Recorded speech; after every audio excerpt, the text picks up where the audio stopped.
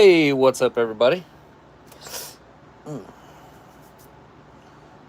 Alright.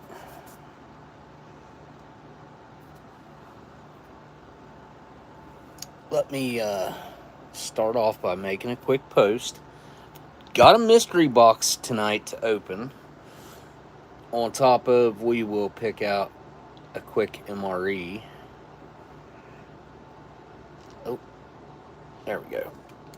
Make a quick post. Alright.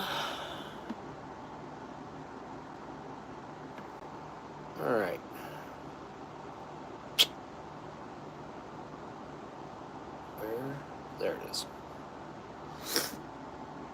What's up, Blazing Gamer? Melvin, hello? What's up, LC? So we do have a legitimate mystery box. I don't... No correspondence that it was coming in, anything of that nature that I can find. I went at least a month back in my emails, a month and a half. I think I went a month and a half back. Didn't see anything.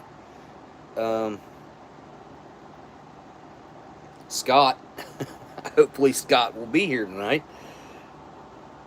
If Scott isn't here tonight, where's Scott from?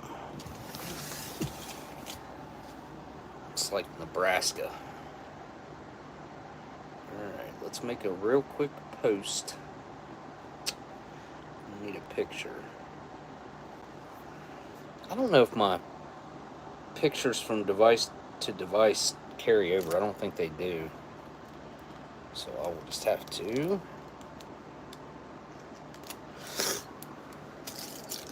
I think some weird dude gave me this sucker.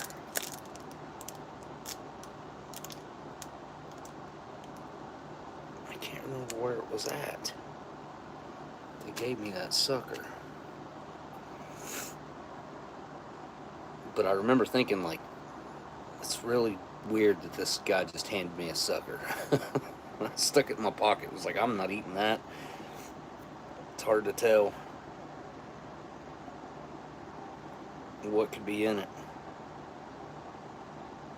Yeah, they do not carry over from device to device. That's what I thought.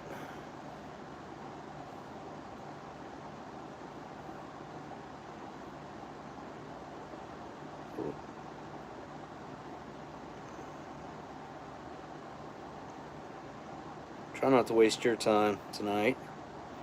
I know I'm bad about that.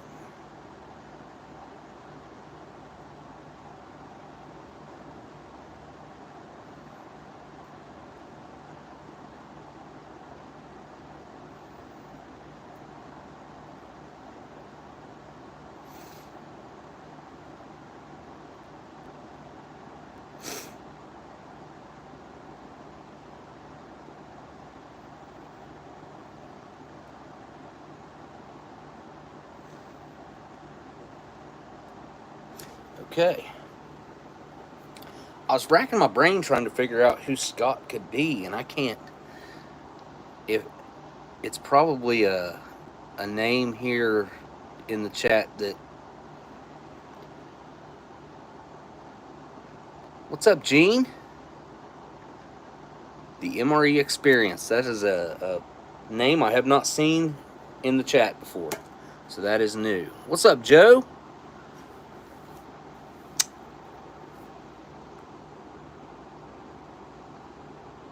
Storm Tracker, hello. I said what's up to Blazing Gamer already, I think. We'll give a few folks a few more minutes, and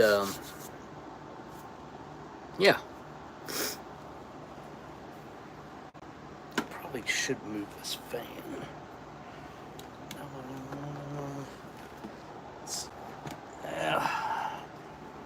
I don't know. It's on low, I think. Hopefully the sound's not too bad.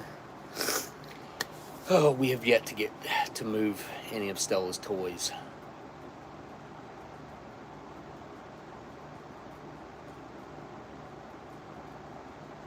It still doesn't seem real.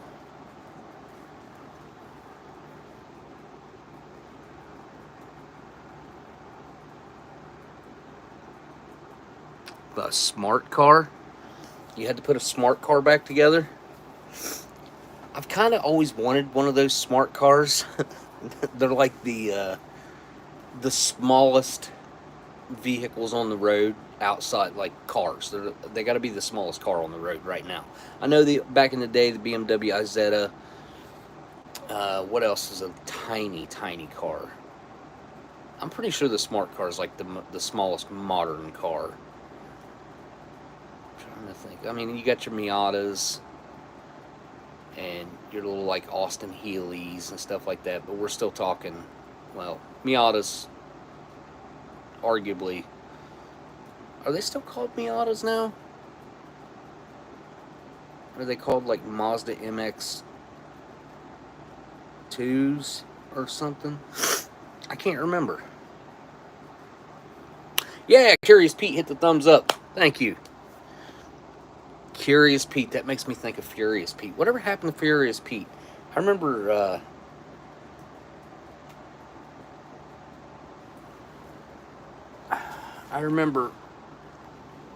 he had cancer of some kind back in the day, but you just reminded me. Furious Pete, is he still active? 5 million subscribers a month ago. He's on here. Finished this in 10 minutes and it's free. So he is still crushing food challenges, looks like. That, or he's posting old content. Wow. 16 years ago.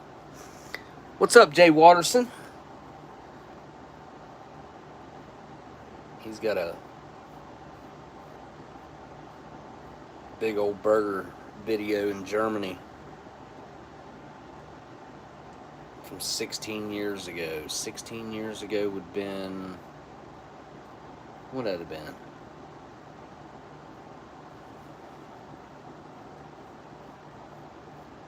Let's see.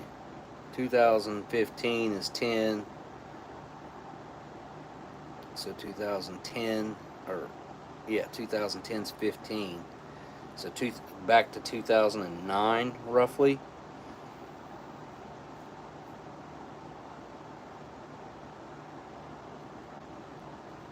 I ain't seen what old Kevin's been doing in a while either. The LA Beast. Kevin Fraley, I think is his last name.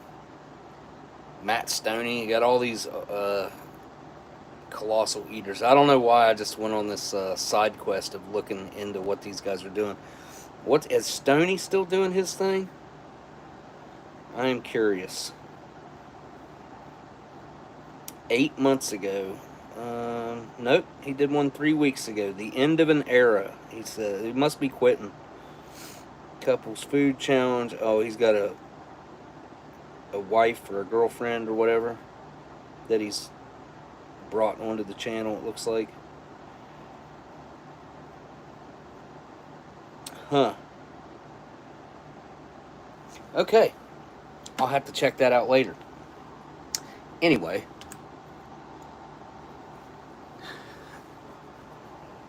It's past the production phase.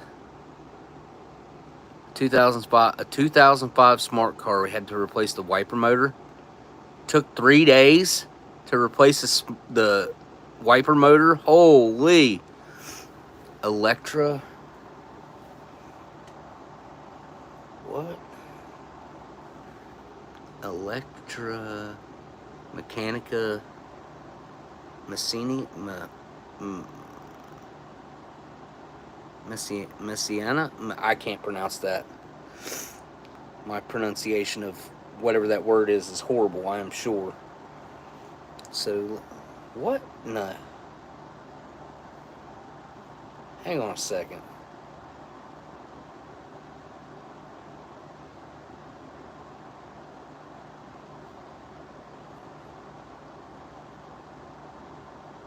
Holy crap. Anyway, alright. What is it now? It's the smallest modern car. Oh, there's only 7 or 8 of them ever made. Well, I mean, that counts, but it doesn't, in my opinion, because when I think of, like, what's the smallest modern car out there, it's, like, something that I would pass in everyday life. Like, actually, there was a smart car. It was probably, like, if I was to guess, like a 2017 or 16. I don't even know when they stopped making the smart cars, but I do want to look this up real quick. It seems like I've heard of the Electra. MECC. And then what was the last part? Solo. So it's going to be a 1-seater. Solo. Images. Oh, yeah, the 3-wheeled things. Okay. There was only 7 or 8 of these made? Really? Well, I know Britain had one of these things back in the day. I used to see them on Top Gear all the time. What were those things called? It seems like they might have been made by Renault or something. But here's what we're talking about.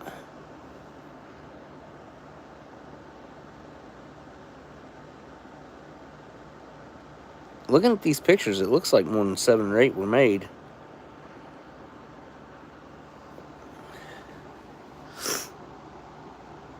There's one for sale here in town. Cutest car I've ever seen.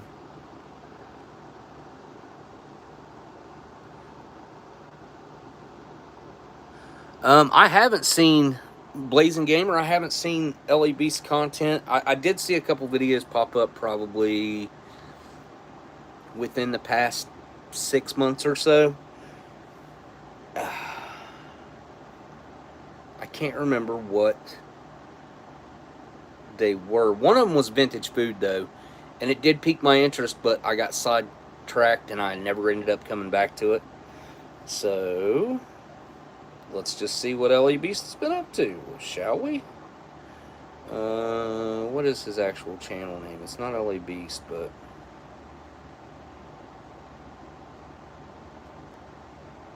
Skippy62 Abel. That's right. Let's see what he's been up to. Good videos. 29-year-old. Oh, yes. I did see this pop up. The 29-year-old Oreo cookie from 1996. He says it's not recommended. We did, on the show, I think we did one of the Christmas tins. Is that where he got his from? Probably not. That's probably the best way, preservation-wise, that you could get Oreos. But unless somebody threw the Oreos in the refrigerator. And even then, I don't know if they'd make it. Maybe. They might be edible had they been refrigerated for the last almost 40 years, right? Oreos do not hold up, especially older Oreos. Older Oreos had real fat in them. I believe they had lard or something. I can't remember exactly what the fats were, but they went through 3 major ingredient changes, and we had eras of each. It seems like we had like an 88, like a 96, and then a modern or something like that. Maybe it was like a 2006. Maybe. I'd have to go back and watch the show. Surely that made TV. Probably. I don't know. I don't know what made TV and what didn't. I know we filmed it. And we had plates that we took a Sharpie and wrote the date on them and put the Oreos out on each of the plates, and so we'd know which dates were which and tried them all. Oh, 89, 97, and current. Thank you. I was close. I was close. I was pretty close. I think I said 88, and I thought I said 96. I was thinking it was 96, but it wasn't. And I knew we did a modern. Both of the vintage ones. Now, they had I do remember the 2 vintage ones being very different. They were both horrible, but they were very different. Horrible. Like they were classic rancid, but they also had like these nuances of a twist of nastiness to them. And I can't remember exactly off the top of my head what the big, huge differences were, but I wouldn't mind, checking that out. There was there is, I don't know if she's still doing content. I know she was, or she kind of let up or something. But there is a page on TikTok. This lady, she compares older ingredients list to new ingredients list, and I really enjoy the work that she does because I find it's very informative, but it's also helpful.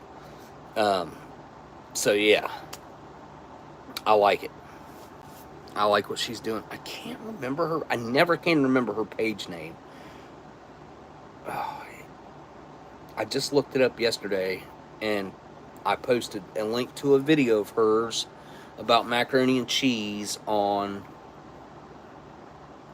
Discord. So if anybody's got Discord, you could check and see what that, because I don't have Discord on this device. Whoa. Looks like, wow, Kevin's been on a weight loss journey. Lost 40 pounds in 138 days. Oh, I didn't want to do that. Wow. Good for him.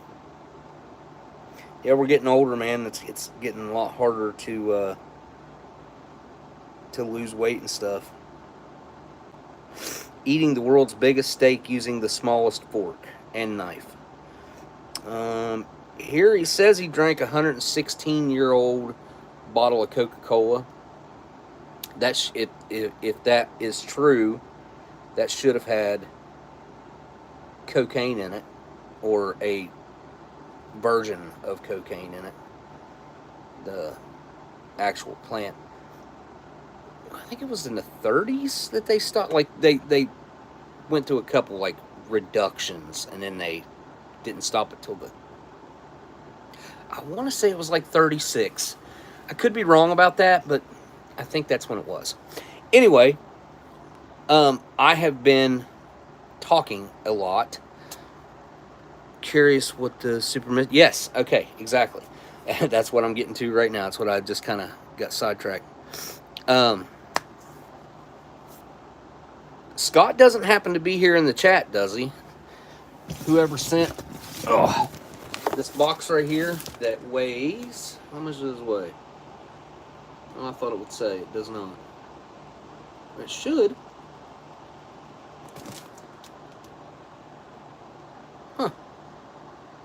It's got a place right there for the weight. And wow. They used a flat rate box, but there is no way it costs $30 to send a flat rate box now. The postage on this was $30. Flat rate box, is a flat rate box $30 now? Oh dear Lord.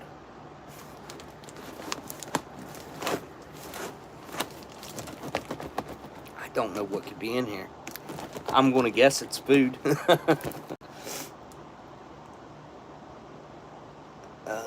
I'm not going to say Scott's last name because he's probably got he's probably going by something else here on YouTube. I'll guess this weighs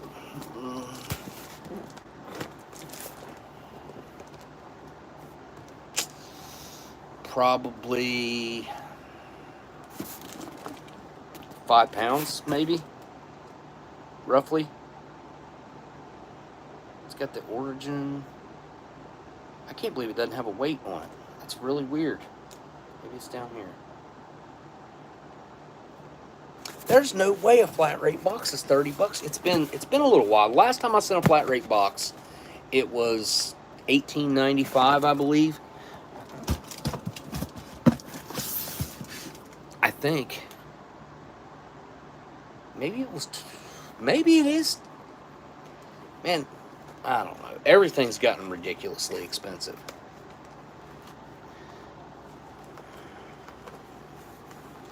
If it's a large flat rate box, it's definitely... They are $30 to ship now. Well, see, the postmaster told me that they were going up, but I didn't think they'd be going up that much. Man, inflation has gotten out of control. And there's, like... For the first time in a long time, I have seen prices ease up and maybe even get cheaper on a few things. But since 2021, we all know. We all know because we all deal with it. We all feel it. And yeah, it's worldwide, but I don't know why it kind of seems like it's all stems from here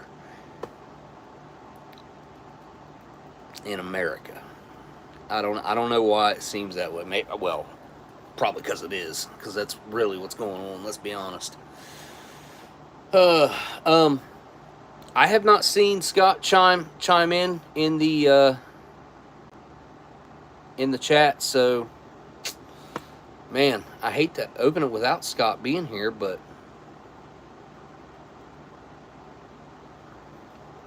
that's what the title of this live stream is. It's opening a mystery box from Scott.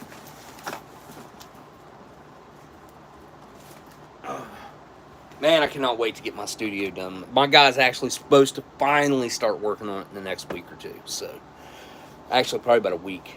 He's supposed to finish the project that he's on now, probably within the next 5 days, which was a larger project. And then he's got one roof lined up to do, and my building will be taking priority. So, finally, because I'm about to hire an Amish person.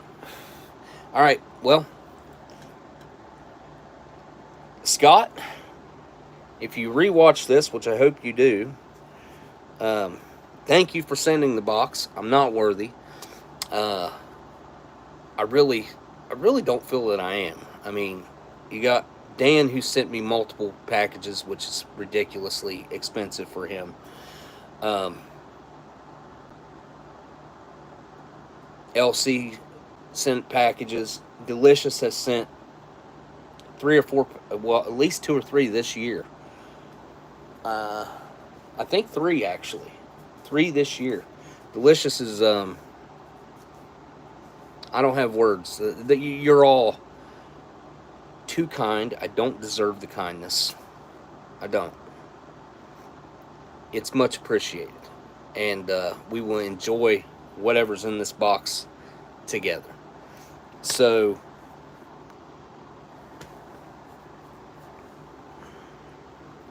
Storm Tracker says, I've noticed a few things going down in price while others have jumped in. Yeah. Well, you know, I have thoughts on this, and I think a lot of people assume that prices are going to get jacked up because of tariffs. And the companies are definitely, instead of losing a little bit of their profit and paying the tariffs because that should just be part of their production cost, they're going to try to pass that on to us. It's up to us to not allow that to happen. But, yeah, I have noticed a few things going down like you said. Or I guess like I originally said. But yeah, like, and other stuff, I don't know. It's like the big stuff too is stuff that we may not buy at this point ever, but houses and new vehicles, the big expenses, insurance cost. Apparently, insurance cost has went up 91%. That's crazy. Anyways, I don't want to get too much into economics here, or economics, however you want to say it. Let's open up Scott's package. Unfortunately, I have not seen Scott in the chat, and I do feel bad that he's not here. So, let's do it. Oh.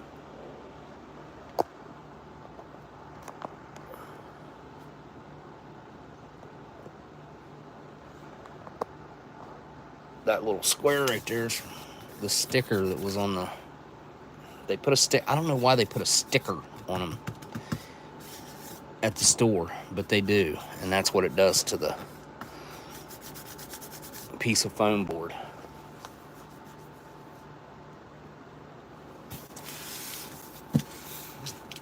It's not going to completely fit on screen, but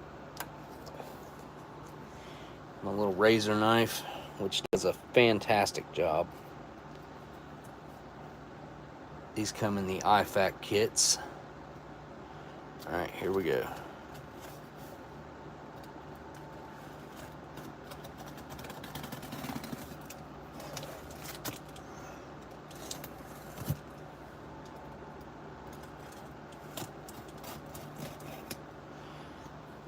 All right.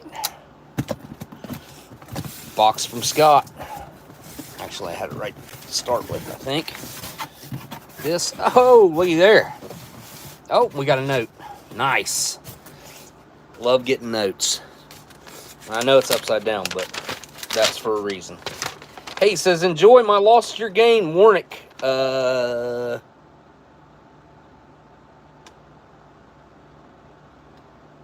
He said he'd rather me have them. The Warnick in here, it looks like he's got a date of 1248, which is probably...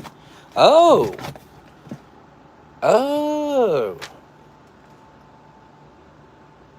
Well...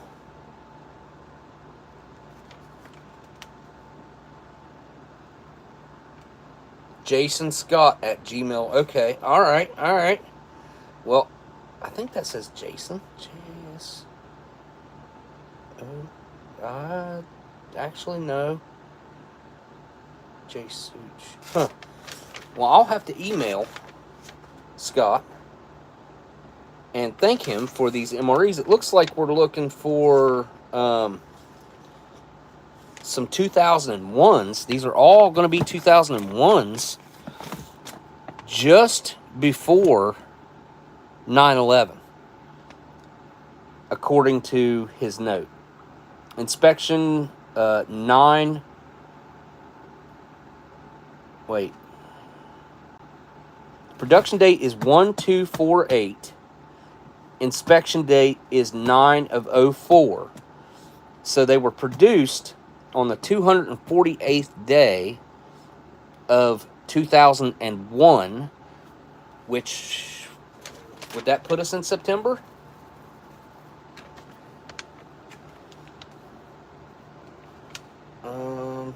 Let me look it up.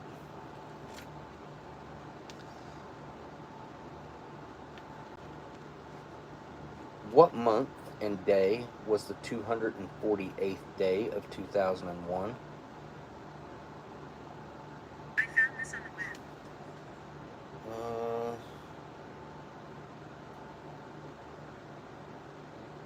Here we go.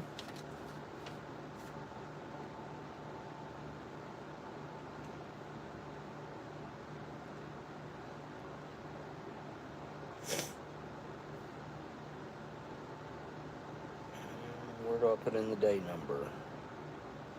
Oh, this website is just a mess. Well, we're looking for the 248th day. Oh, yeah. Wow. Produced on the 5th of September. So 6 days before 9/11. So there it is. 248 days, September 5th on a Wednesday. Well, how about that? And September 11th was on a Tuesday. So less than a week. So just 5 days later. 6th, 7th, 8th, 9th, and then the 10th, and then the 11th. Let's see. 248 day was the 5th. Huh. I don't think I've ever had anything this close to the 9/11. I did have some 2001s back in the day. I still got one, I know, put up, but it's like I think it's like a rice and bean bowl thing. Like, I don't know. It's like a Mexican dish of some kind. But we've got menu number 19, which is beef with mushrooms. And I think this is like a roast beef, like patty thing. And we have, oh, we got menu number 2, jambalaya from Warnick. I have not had some vintage MREs in a minute. I'd love to have one of these tonight, but I want to wait on Scott to be here to have one. Chicken teriyaki? Or maybe we should have one tonight. I don't know. What do you guys think? Oh, chicken with cavatelli. Oh, what a menu. What a menu. Let me get the box out of the way. Wow. These are good menus. These are good menus. Jambalaya, chicken with cavatelli. Jambalaya has shrimp in it. I think it still had shrimp in it. No one. It's kind of weird, to be honest. If you have seen it or if you've ever had it, I'm pretty sure it still had like it had these wee little tiny shrimp in them. It was pretty weird. So they are in fact all Warnicks, so they will not have any dates on the bag. I'll be right back.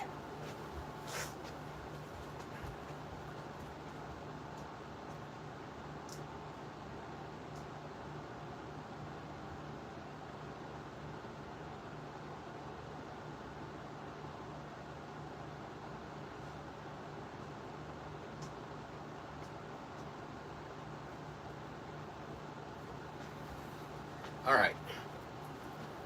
What's the consensus? I do feel bad Scott's not here. He was in 6th grade. Turned 12 on September 27th.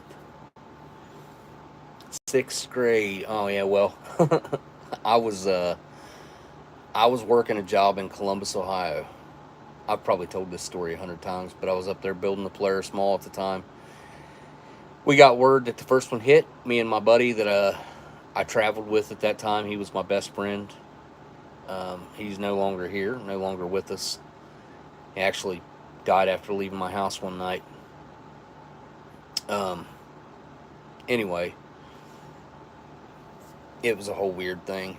But we left the job site immediately afterwards, after hearing, which we heard about it probably within minutes of it hitting, like news cycle, and people. It went through that job site within minutes. We went straight to our cars, got in my car, and drove back to the hotel. And we're back at the hotel and watched the second one hit. So that all happened really fast. We were only probably about 8 minutes from our hotel. One exit away. It was about 5 miles. But it was interstate. And where the Polaris Mall is, like, you literally pull out of the, back then you pulled out, there wasn't that much there, but you pulled out of the parking lot and you could get right on to 270 and 71. I think we took 71. I think that's how we got back to, I can't remember. Anyway, got on the interstate, come down 5 miles, and then our hotel was right off the exit. So we were there quick. Probably, I would say 8-9 minutes after we found out, we were back sitting on the ends of our bed and watching it happen.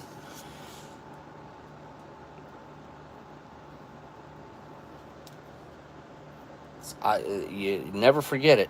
You never forget that day. I haven't forgotten that day. I do remember going back to work, and from Polaris you could see all the airplanes landing there in Columbus, Ohio. There was a lot of airplanes landing at that airport. They were landing there and up in Canada somewhere, I guess. A lot of them. That's what I heard. Well, we're in the middle of math when the teacher across the hall came in and said about the planes hitting the Trade Center and the Pentagon.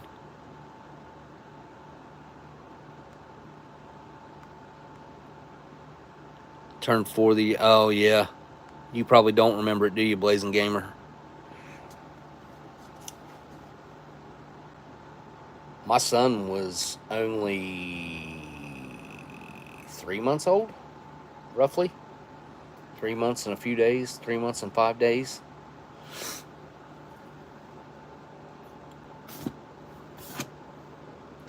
Chicken tetrazzini. Chicken tetrazzini. Wow. I'm having a brain block of what chicken tetrazzini is like. I know I've had chicken tetrazzini probably dozens of times. Huh. That's weird. That I'm just drawing a complete blank on what chicken tetrazzini is like. Oh, you do remember it a little bit? Oh, wow. That might be some of your, like, earliest memories then. Around 4 or 5, usually. I mean, I always remembered some stuff that happened when I was 3 years old, and my mom was like, you were too young, you can't remember that. I did. Now, I don't really remember it. I remember the memories of the memory. Does that make sense? I remembering. I remember, like, the memory of it. It's weird. I was thinking about that just the other day when I was talking to my little sister, which is why I wasn't here last week. Well, she ended up, she had her baby a week ago, so.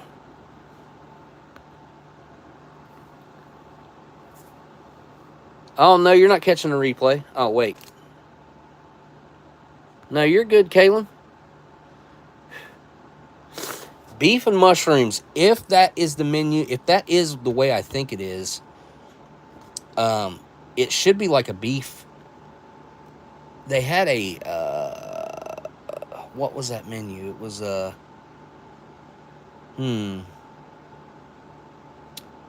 dang, it was menu number 1. It was beef something. Or maybe it was just, wow. It was one of the more unique menus from back in the day because it didn't have, it was without the mushrooms. It was just a beef patty and some juices, and it was like a piece of roast that had been compressed together, but man, it was good. It was salty, but man, it was good. Jambalaya is always like one of those menus from this era that you'll see floating around because a lot of people just didn't want to eat it. I mean, whether they knew or they didn't know, whether it was in civilian hands for a long time and civilians was like, I'm not a jambalaya person. The last jambalaya that I had did not hold up. The one that I had before that seems like it did hold up. Jambalaya wasn't around for that long. I want to say only a couple years. And chicken with cavatelli, that's another menu. I don't think this was around for very long either. It seems like maybe this might have been a 4-year run. Might have been less than that. Chicken with cavatelli wasn't around very long. That is like a weird, breaded, compressed, and pressed and formed chicken patty thing with breading on it. And then the beef with mushrooms, we discussed that. And chicken tetrazzini, why can I not place what chicken tetrazzini looks like? I am drawing a complete and total blank on what that menu is like.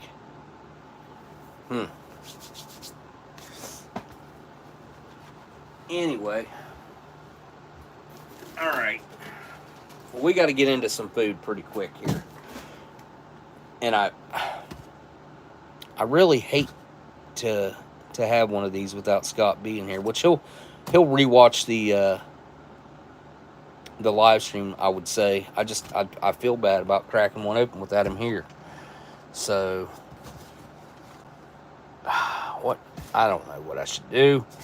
I'm not going to be indecisive. I'm going to be decisive, and I'm going to say it's not fair for me to open these up without him here. That's what I'm going to do. That's my gut feeling. Is to disappoint the masses right now.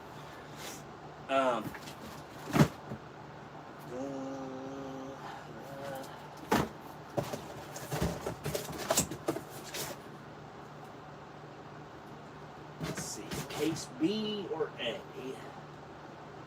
Can't remember what we ate out of last time.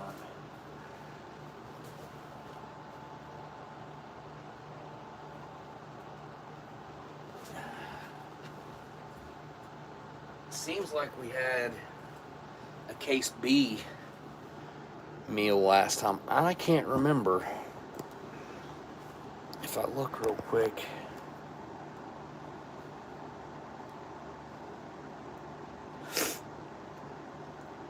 You guys think that's fair, or should I just go ahead and have one? I mean, there'll still be 3 left over afterwards.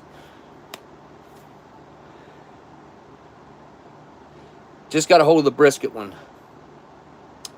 It depends. Sometimes brisket can be amazing, and sometimes it can be a flop. It's going to depend on manufacturer, the year of the MRE. If I were to try to let's see, if I recommended one, of course the sausage patty is kind of like just an overall good breakfast menu, and I lean towards it because it's like 2 real full meals in it. I'm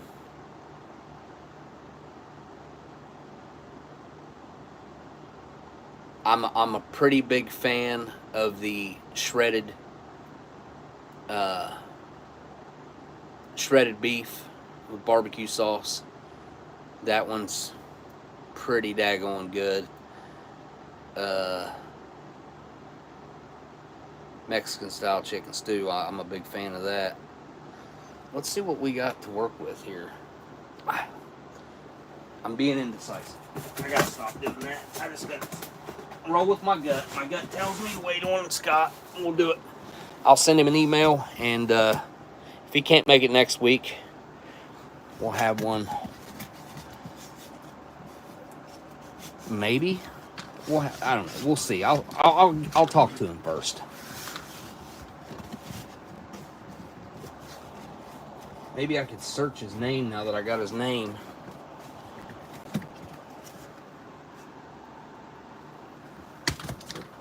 All right, let's see what menus we got left in here. All right. Okay, we got Southwest beef and black beans. This is a good one. This is a good one right here. Brisket can be really good. And if I'm not mistaken, LC, I think brisket has the chocolate peanut spread. If it does, then you, like, the whole thing is worth it just for that. I'm being dead serious. I think there's only one menu that comes with the chocolate peanut spread, and it was brisket. I can double check that for you, but I'm pretty sure that is the case.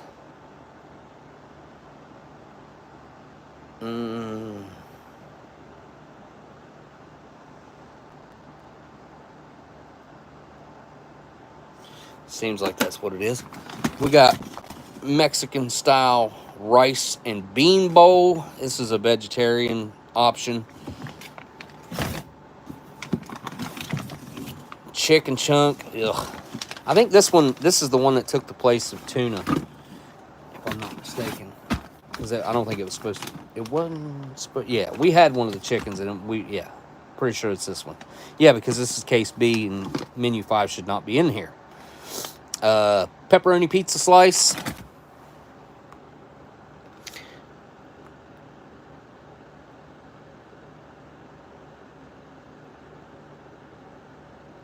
What? Wait, you didn't like the chocolate covered cookie? Wait a second. Did you have a brownie, or did you have the chocolate covered oatmeal cookie?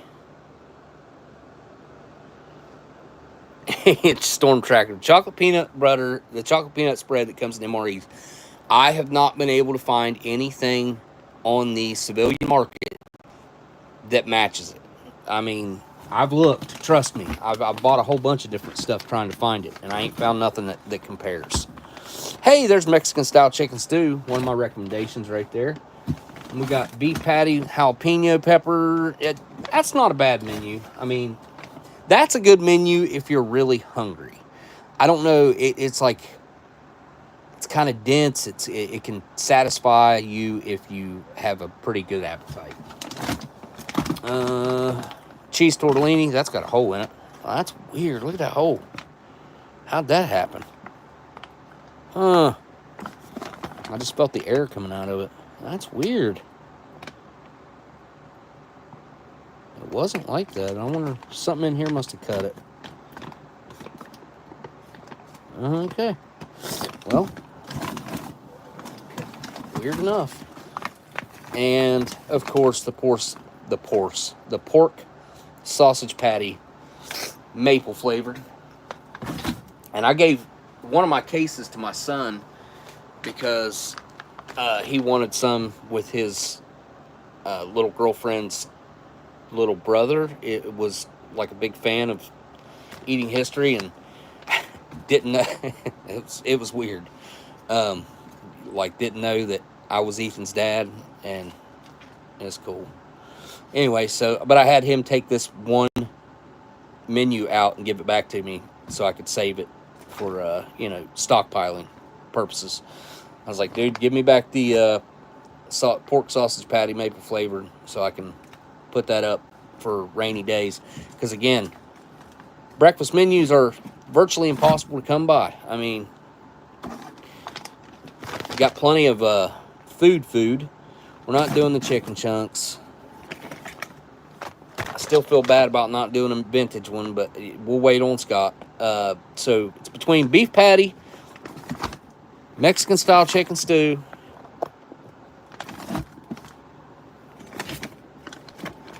pepperoni pizza slice. Not that that's not a good menu. I'm still a fan of the pizza slice myself. I like it. I haven't tried the cheese pizza yet. I don't think I've tried it. I don't think I've eaten that one out of case B yet. Southwest beef and black beans. Huge fan of that. And we've got the Mexican. We're not doing a vegetarian today. Not in the mood for that. So it's between these three. Mexican style chicken stew, beef patty jalapeno, or Southwest beef and black beans. Let me go down through here. I'm going to check the 2021 menus.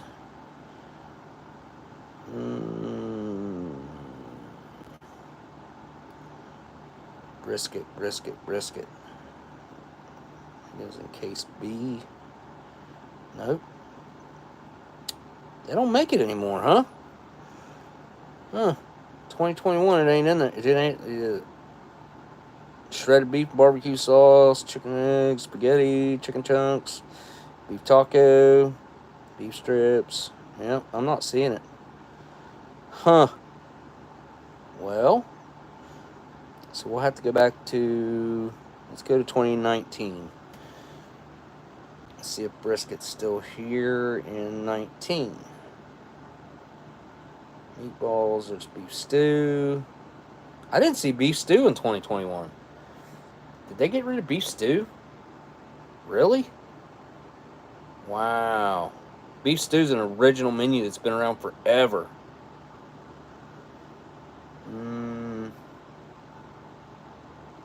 Somebody want to tell me what menu brisket was? Because it's not in 2019 either. There it is, 2018. 2018. It is menu number 7. And it did not have the chocolate peanut butter. Dang. Had all gratin potatoes though. That's a score. All right, what do you guys think? You got a 2022 beef stew. So let me go back and look at 21 again. Yeah, I'm not seeing it in 21. There's chili, shredded beef, chicken and egg noodles, spaghetti, chicken chunk, taco, beef strips, meatballs. Oh, there it is. Menu 9, beef stew. All right, they changed the menu number. Looks like.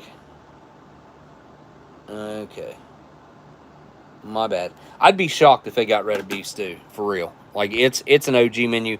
That and spaghetti, both of those menus have been around since, well, before even MREs. Like, they were in the cans of MCIs. So, those two menus, I feel like, I don't know. Like, they just keep them around because they're so normalized, I guess. I really don't know. Maybe they're cheap to make. Case B menus are 2024 pack. Oh, nice. So you got some 2024 MREs. Wow. Jalapeno beef patty, live a little. All right, beef patty it is. I see lots of beef patties. Beef patty it is. Let's do it. I'm hungry tonight, so that'll work. That'll work.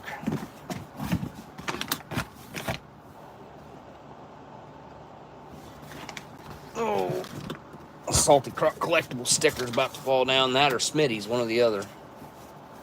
Got Mike Kreischer's sticker up there, and then a sticker from CT, a Canadian sticker from CT.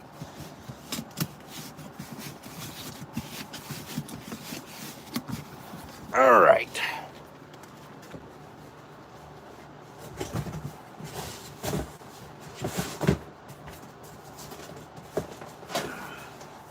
Scott really did hook it up. I got some old, probably 2001 to 2004 MREs that I got from Gundog in there too that I need to dig out. I need to make a video out of a couple of those, and I've got that German EPA that Delicious just sent that's got to be a video. It's got to be made into a video. It's in really good shape, and it's likely edible. There we go. All right. Let's see how. Oh, do we actually have coffee in an accessory packet? Okay. Where's the coffee at, though? I see sugar. I see some sweet and low. I see a creamer. Looks like it's busted. Something's busted in there. Probably that stupid, cheap salt. All right, we'll find out in a minute. Here is our beef patty with jalapeno pepper jack. So it's got jalapeno pepper jack cheese in it, I guess, incorporated into the patty itself. We have an oatmeal chocolate chunk cookie. We have a fat-free mayo. Nope.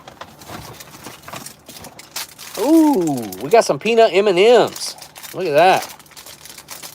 Nice. Even the packs of M&Ms are light. Like they're small. What is the weight on that?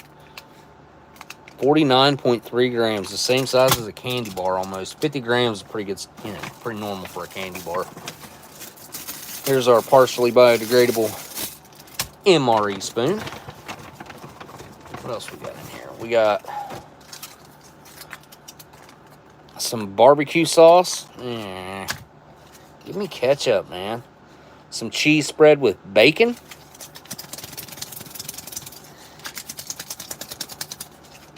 It seems like they missed the perfect opportunity here.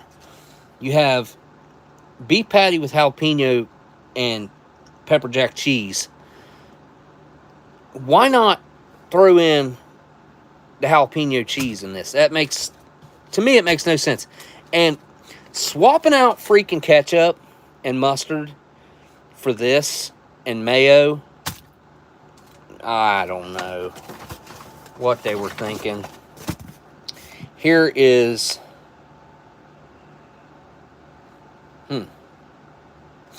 here is our slip here for I assume the beef patty. 160 calories. That's pretty low. Sodium 370 milligrams. That's not bad for an MRE. What else we got in here? What's this? Oh, we got au gratin potatoes with the beef patty.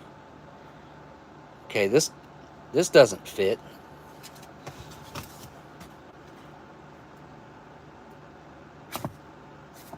Where's the nutritional facts for this?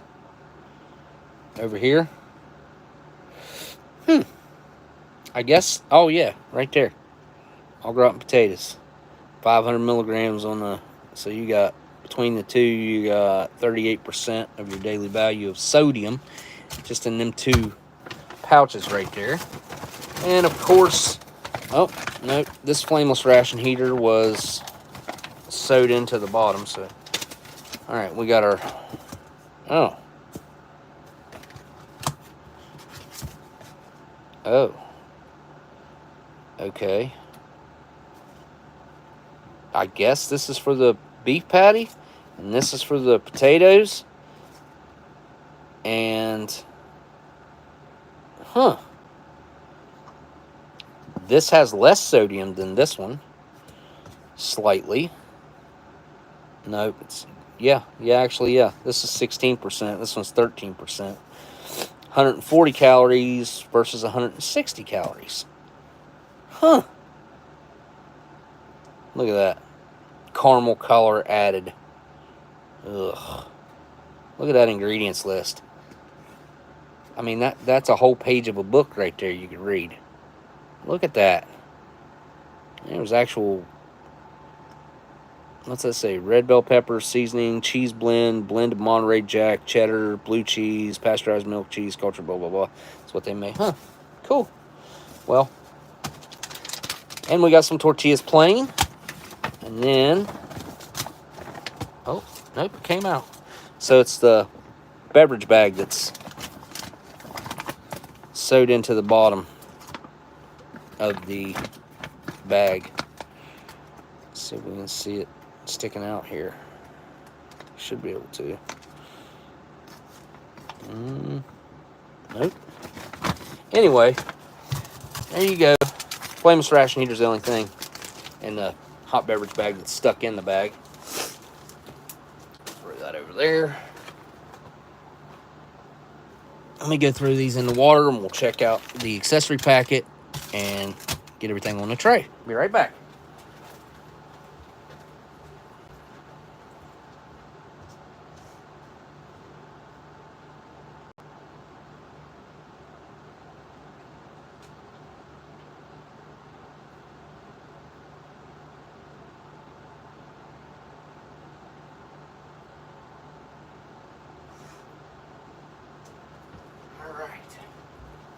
Give that 3 minutes. Did I turn the water down? Hang on a second. What rolling water?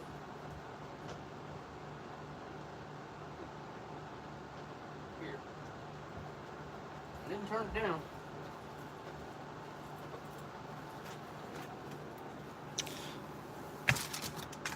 Let's see what's in this real quick. Salt everywhere throughout it, so I assume it's salt. Might be sugar, I guess.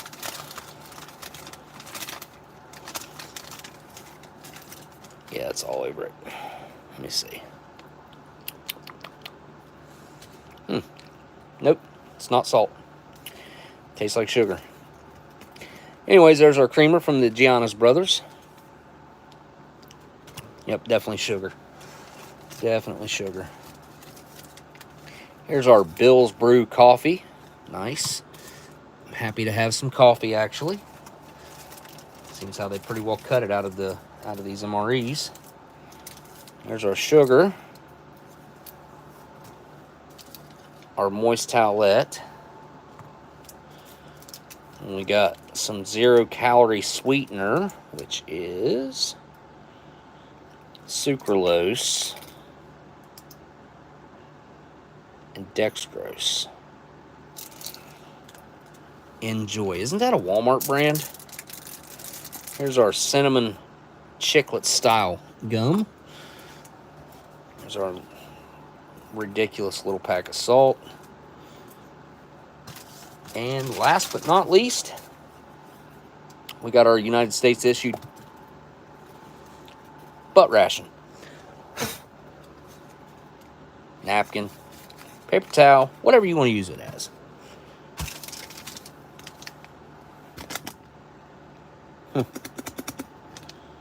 I didn't see that where that was open. I'll have to look at that a little better because There's definitely sugar in there. 78th day of 2022. Is that when these were made? 2022? Must have been. Must have been. All right. Get everything out of the way. Sugar made a mess.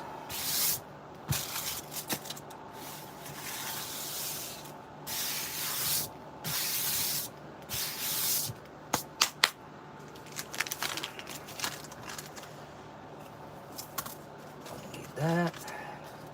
Need that. Don't need that. Don't need that. All I need is the stuff for my coffee. Aw. Tray.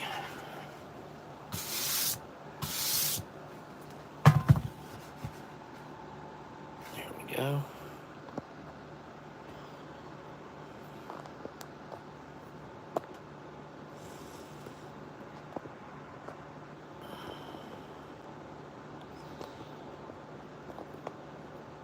Come on. There we go. That's pretty close. Being right. Tortillas. And our liquidy sauces there. M&M's. Cookie.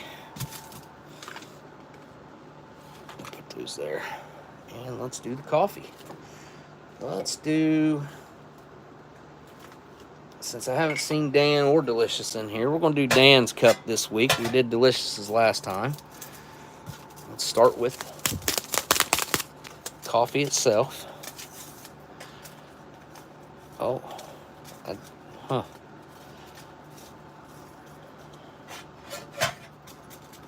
That's not going to work.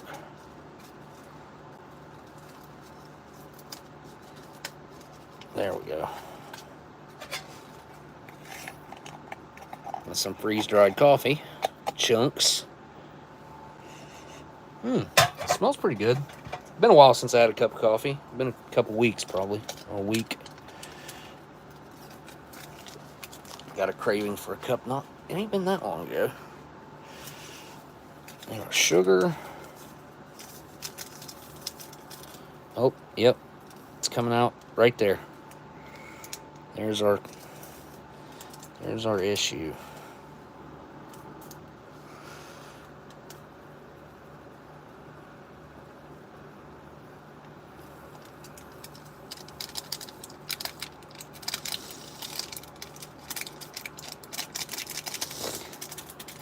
It's definitely not enough sugar for me.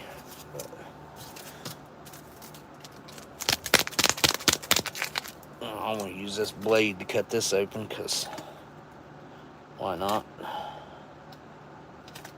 There we go. It's a good looking creamer.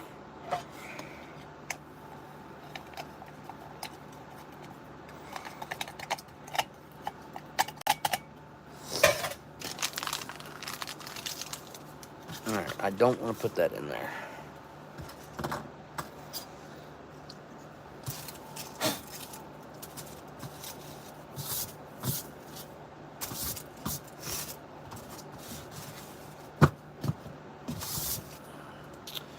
Alright. Let me go get some hot water. Oh man, look at all that sugar.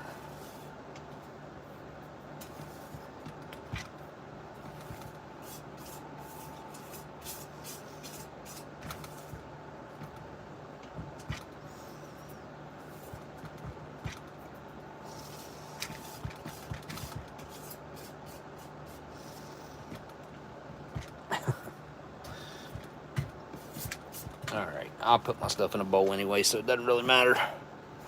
Alright, I'll be right back. I guess I ain't putting the beef patty in a bowl.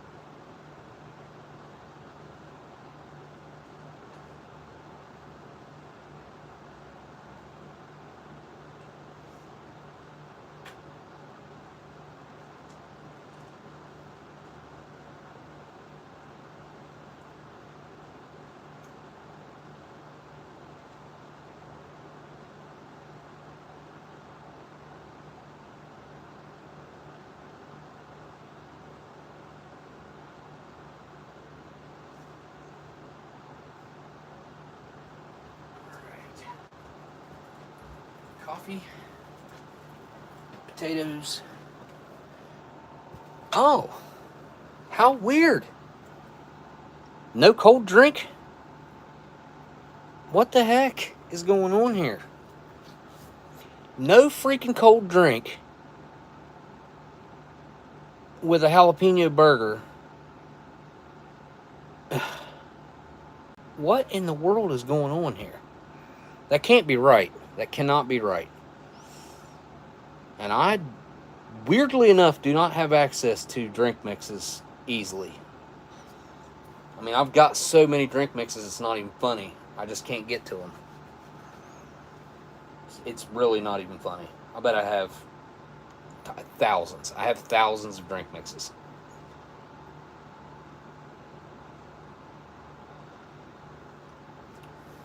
Bob was going to throw a whole bunch of them away. Nobody wanted them. So I took them. No. That was just the hot beverage bag.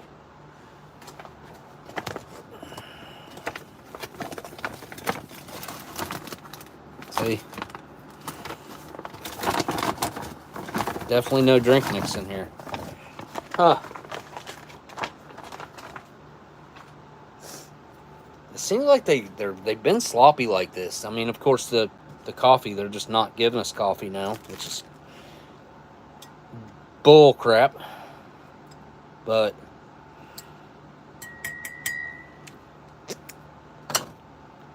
huh. What to do?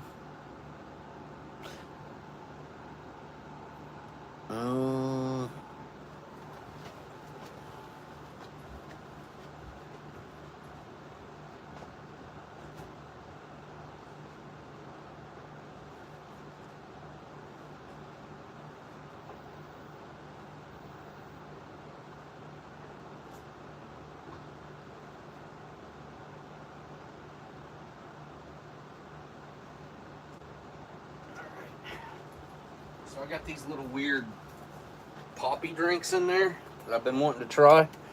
I got a strawberry lemonade one. So I guess that'll work.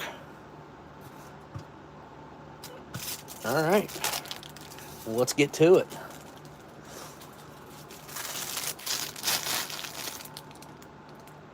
What? Okay, let's start with the tortillas. Hopefully they're not brittle. I didn't heat them up. I should have. All right, not bad. Not bad. Cool. Cool. We got our oatmeal chocolate chunk cookie.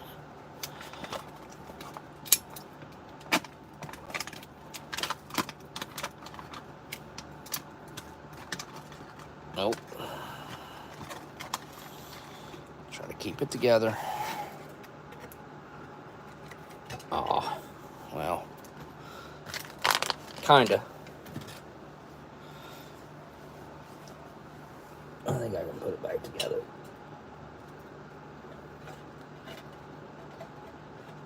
Nope. Yep.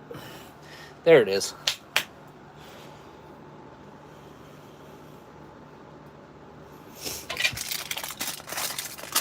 Peanut M&Ms. I think we all know what those look like. We'll get some out.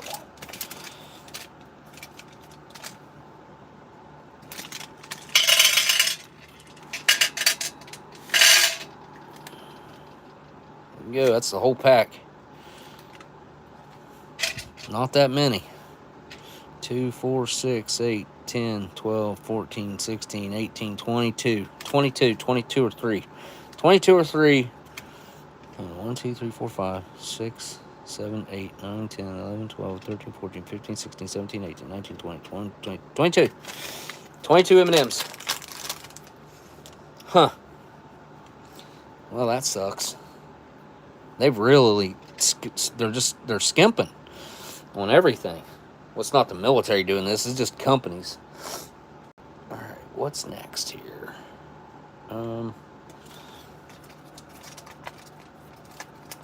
I'm honestly half tempted to not even open this because I know I won't eat it. And maybe my kids will. You know what? I'm going to save this. If y'all want to know what it tastes like, I'll tell you. Barbecue sauce and the fat-free mayo. Like, what am I supposed to do with those? It used to come with mustard and ketchup. It used to make sense. It used to make sense.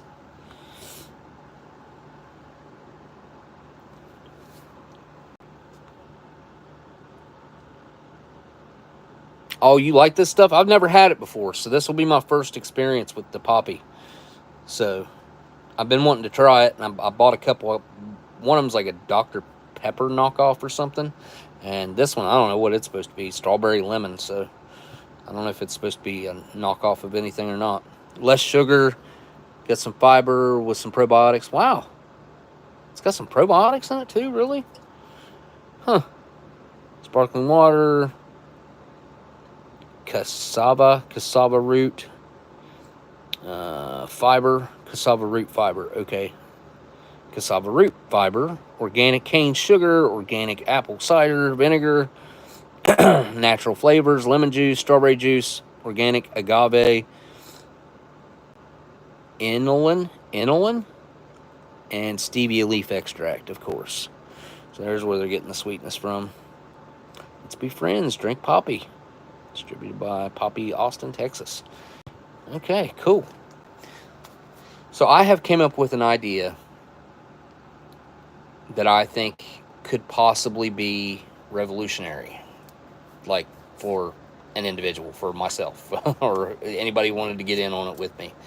I'd be open to working with someone on it, but I have a fantastic idea that it's one of those things. It's like you can't believe that it isn't already done, which means I probably should like work on it pretty hard.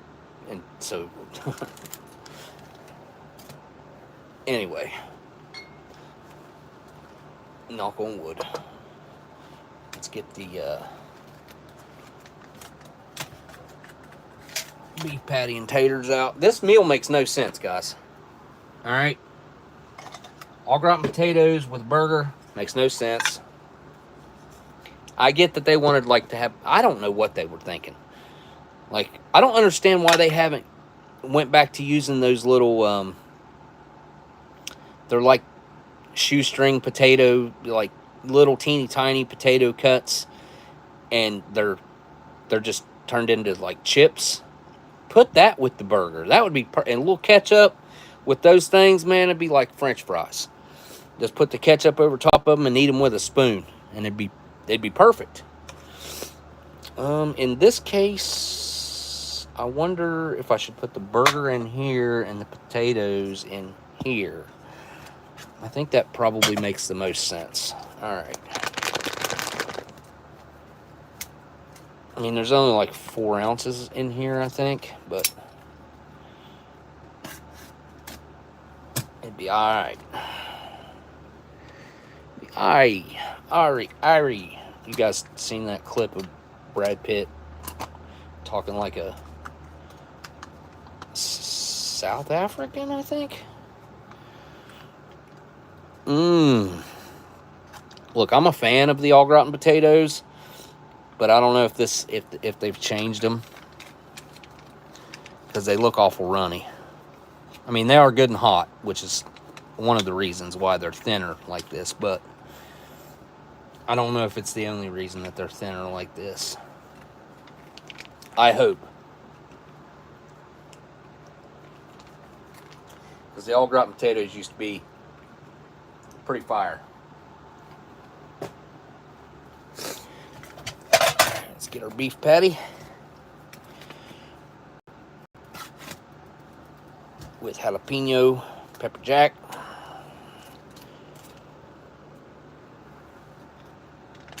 Oh, just flung that juice on me. Come on, man.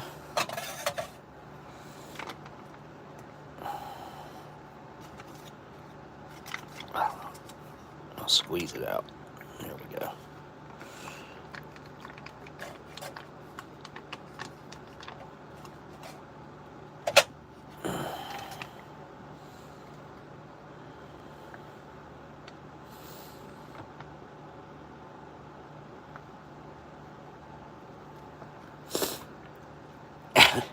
I swear I can't open one of these retort pouches without getting it on me. It seems like it's just a built-in response to me opening a main.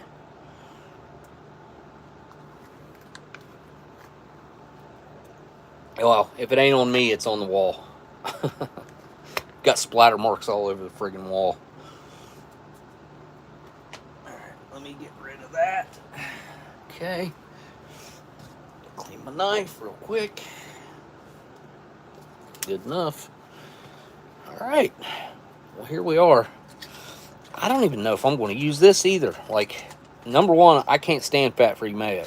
It's not mayo. And then the barbecue sauce is like water. It really is. It's extremely thin. It's not coming across like probably on camera, but you can hear how it's like almost like having a pouch of water. It's a little bit thicker than that, you can tell, but probably not much. We'll see if we need it. We might. I don't know.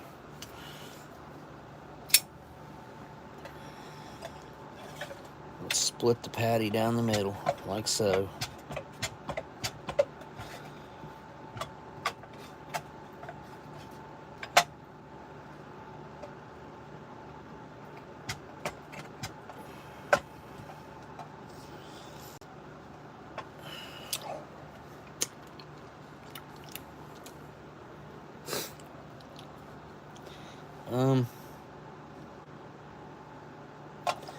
Just cut a little piece off there as a cross section. You can see the peppers in it. You can see some red bell pepper in there. Just from licking my knife, it did get spice already, so let's give the meat a try. Down the hatch.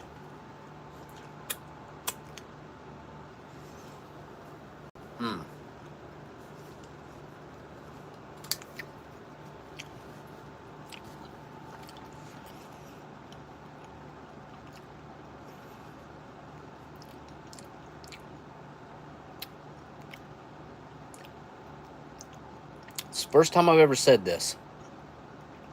I think. It's bland, but spicy. The meat itself does not have a whole lot of flavor. There is certainly heat, I guess, just from jalapeno. It's quite a hot jalapeno used to make this particular batch. Picking up on a good bit of heat myself. But the meat itself just doesn't have a whole lot of flavor.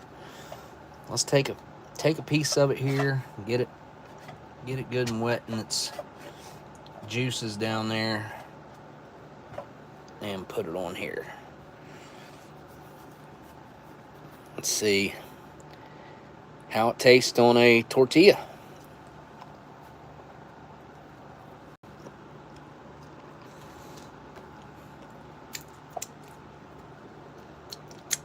I think I'd rather have bread.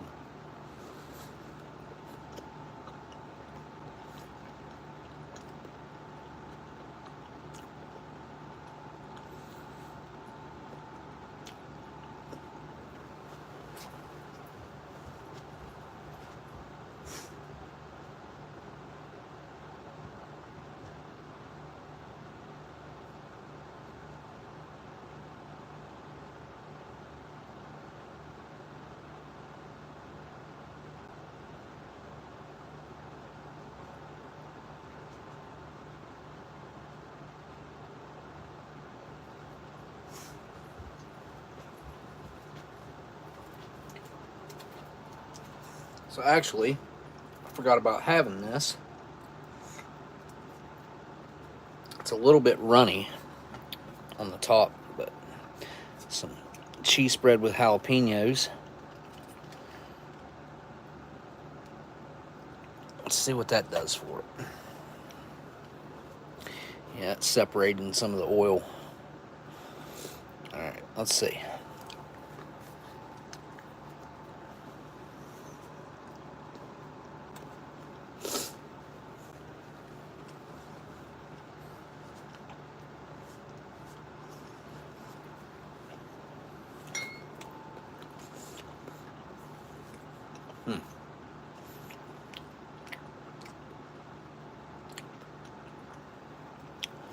The texture of this is not like what you'd think it'd be.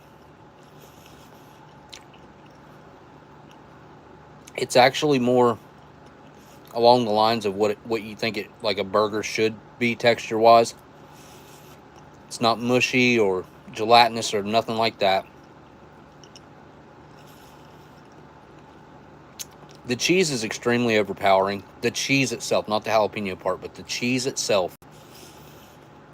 It's basically all you can taste. And that's what I knew with the bacon too. It just takes over. And that's pretty much all you can taste. And I'm not a fan of that. If I want cheese spread, I'll eat it on something else. Cracker or something, which we're not getting. All right. All gratin potatoes. Or potatoes all gratin. They look nice and soft. Well cooked potatoes, looks like. Yeah, they feel, firm, but not too firm. And they are extremely hot. And my mouth is already not on fire, but, spiced up from the jalapeno. So this is just going to, eating something this hot makes it seem really hot.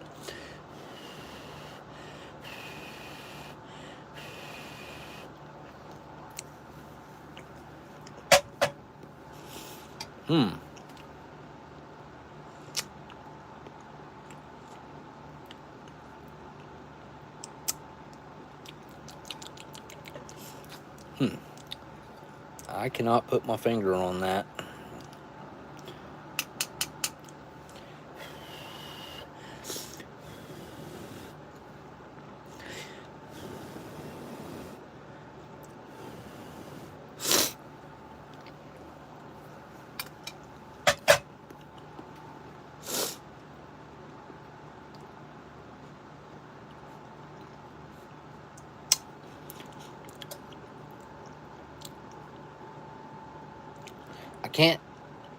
I can't put my finger on what that is, but there's some sort of like a undertone of like a chemical flavor that is dominating this dish. The texture of the potatoes is, in my personal opinion, like perfect. I couldn't ask for them to be any better, which is crazy when you think about how long these things sat in a pouch for years and the potatoes didn't go mushy or anything. I don't know how they managed to do that, but the I don't know, the cheese sauce itself is weird.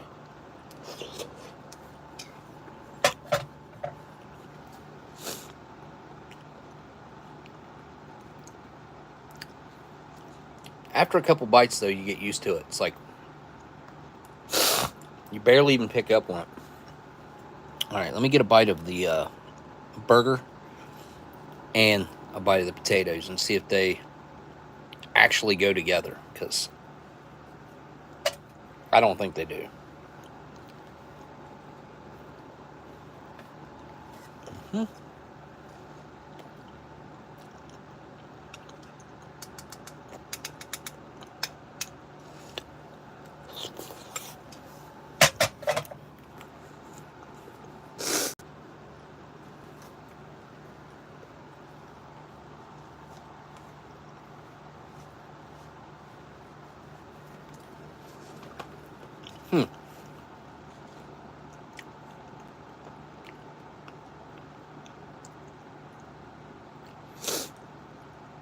Not bad.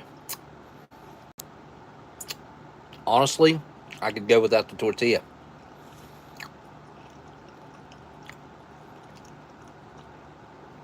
It reminds me of this dish that my mom used to make. and Amber has made some. Mom would put like a hamburger patty in aluminum foil, and then she'd cut a bunch of potatoes up about that size on top of it, and then smother it with probably sliced cheese or something, and then bake it, and it would make this aluminum foil. You open up the aluminum foil and you got this meal in there, and that's kind of what that's reminded me of taste wise. It's not bad. It's not bad.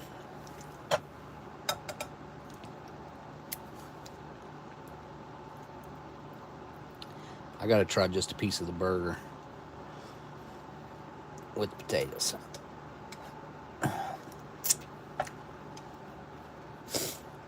Yeah, like that.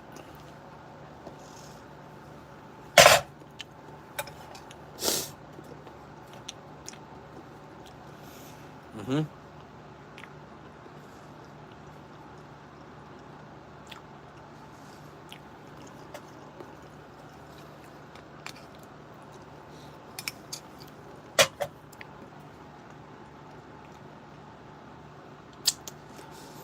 See, after eating this, I really do not understand where this fits in or where this fits in.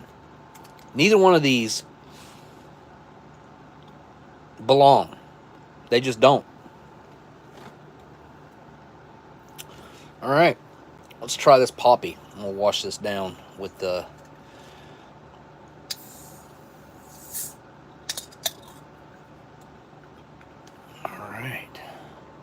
that thing does appear to be growing out of my thumb. I hope it is. Huh. Maybe a little bit like strawberry cotton candy-ish. I smell the lemon a little bit. Yeah, I mean, it smells sweet.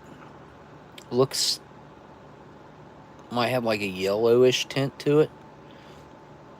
I don't know. Maybe a pink tint to it. I can't tell. All right, here we go. Cheers.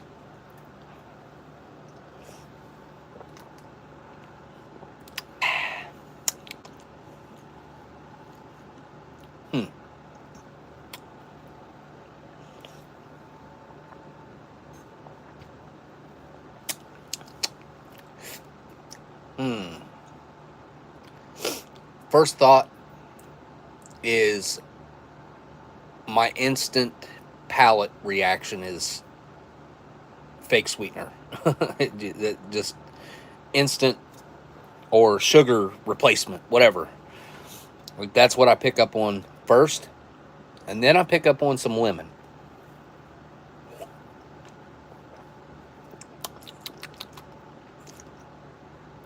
Probably wouldn't be my favorite flavor of this. It's refreshing. It's not bad. It's just different. I don't know if I'd buy this flavor again. I'd have to try the others and see. I mean, I would drink this, you know. Yeah, I am not a fan of that stevia aftertaste either. I just had something yesterday that had stevia in it, and I was like, oh, of course it's got stevia in it, because I could tell. What was... Oh, I remember what it was. I had an aloe drink. I've been trying to consume as much aloe as I can because my body reacts really well with aloe, healing-wise and whatnot. So I figured if I can get it inside my body, then it's gotta help, right? I would think. I know everybody reacts differently, but anyway, I was reading the label on it, and I was like, oh, of course it has stevia in it. Of course it does. Even though it had all kinds of other, like, naturally sweet ingredients that should have probably been enough. But no, they added stevia on top of it. Alright, well, my palate is nice. I'm going to get that off there. It's going to ruin my table. There we go.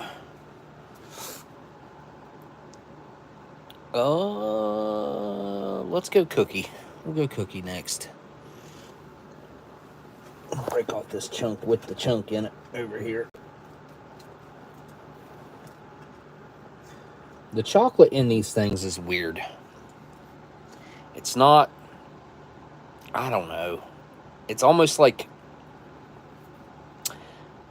that chocolate that you would see in aspartame is the worst. I agree, Tim. I agree fully. Aspartame is the worst. Stevia is pretty bad aftertaste wise though too. I mean, but aspartame overall is definitely, I think, probably the worst. But if you see that chocolate, it kind of reminds me of that chocolate that you'll see in like breakfast cereals. If you're American, you'll know what I'm talking about likely. It's like not really chocolate. It's chocolate, but it's not really chocolate. I don't know how to describe it. I don't think it's just a weird temper either. I think it's something else. It's like heavy on the sugar, or maybe a little light on the wax, or I don't know what the weirdness is. Yeah, Tim, I would rather just have cane sugar. I agree. Just give me real cane sugar, which I thought that drink did have sugar in it. Cane sugar, didn't it not? Where did I read that on the label at? Yeah, look at that.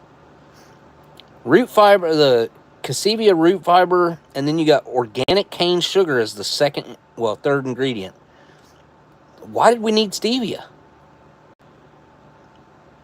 I don't get it. And then organic apple cider vinegar and natural flavors and lemon juice. So, yeah, it had cane sugar in it. All right. Oatmeal cookie chocolate chunk, or chocolate chunk oatmeal cookie. You can see the big old chunks of oatmeal in there. So, that's good. And the weird chocolate. Here we go.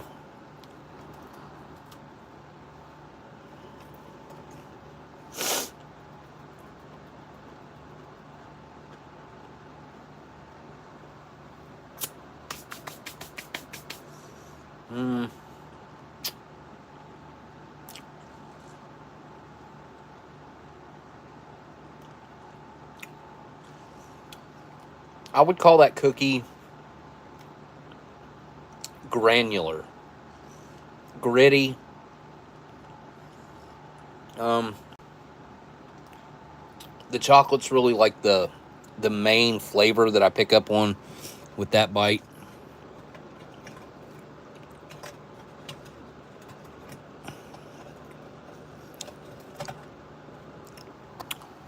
The oatmeal's really kind of just the binder holding everything together, really.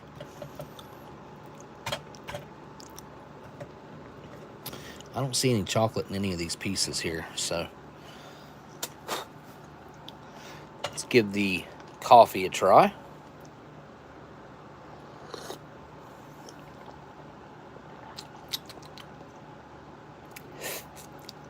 It's pretty light. I think maybe I added a little bit too much water, maybe, but I really did keep it right around that 7-8 ounce mark. But some of them say to only put 6, some of them say 8. Depends. That is definitely a light roast itself. Not a whole lot of tannins going on in there. It's smooth. I mean, it's a pretty smooth overall cup of coffee, just kind of light on the flavor.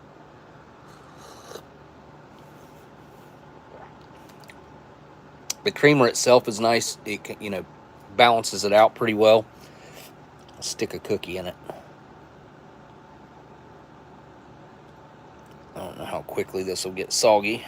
I'll give it a try.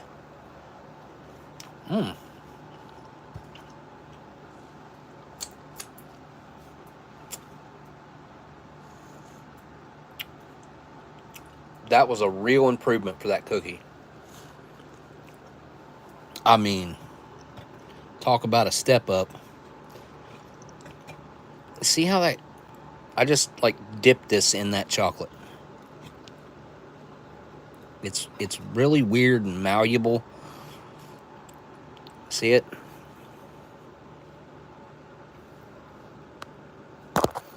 Oops. It's definitely tempered weird, that's for sure. There's something weird about the tempering of this chocolate.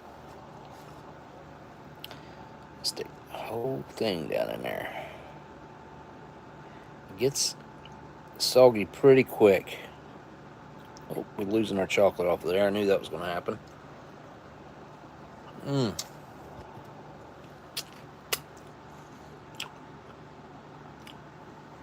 That is such an improvement for that cookie.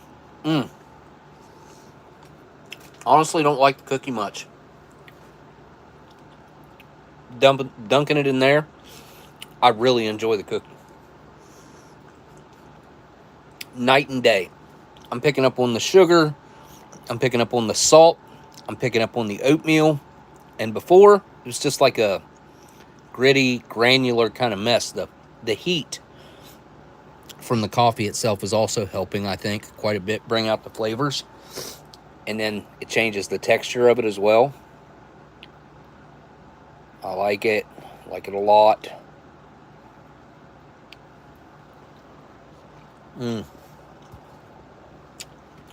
Yep. Surely I've done this like a million times, but that one tastes really good right now for some reason. I don't know why. I told y'all when I started this I was hungry. This is not really hitting the spot so much, though. That did. Alright, I'm eating a green one.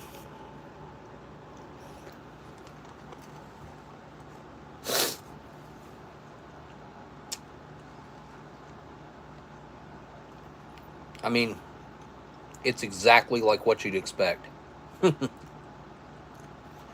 No surprises with a peanut M&M, unless you get a bad peanut.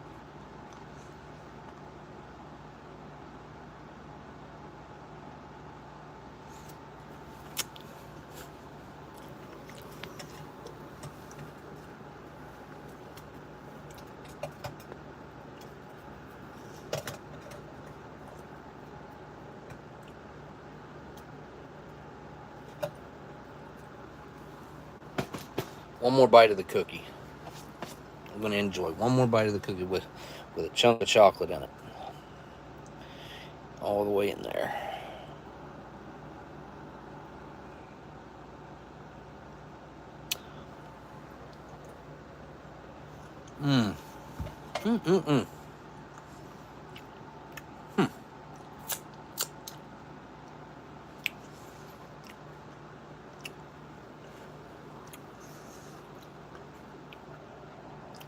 Tim, you asked if I ever got one with a nasty peanut. Oh, yeah. Definitely have gotten rotten peanuts in my peanut M&Ms before. Been a while, because I don't usually eat them. Be honest, I said one more bite. You know what? I'm going to eat this with my coffee while my coffee's still hot. That is a big bite, though. I'm only going to eat half of that. Yeah.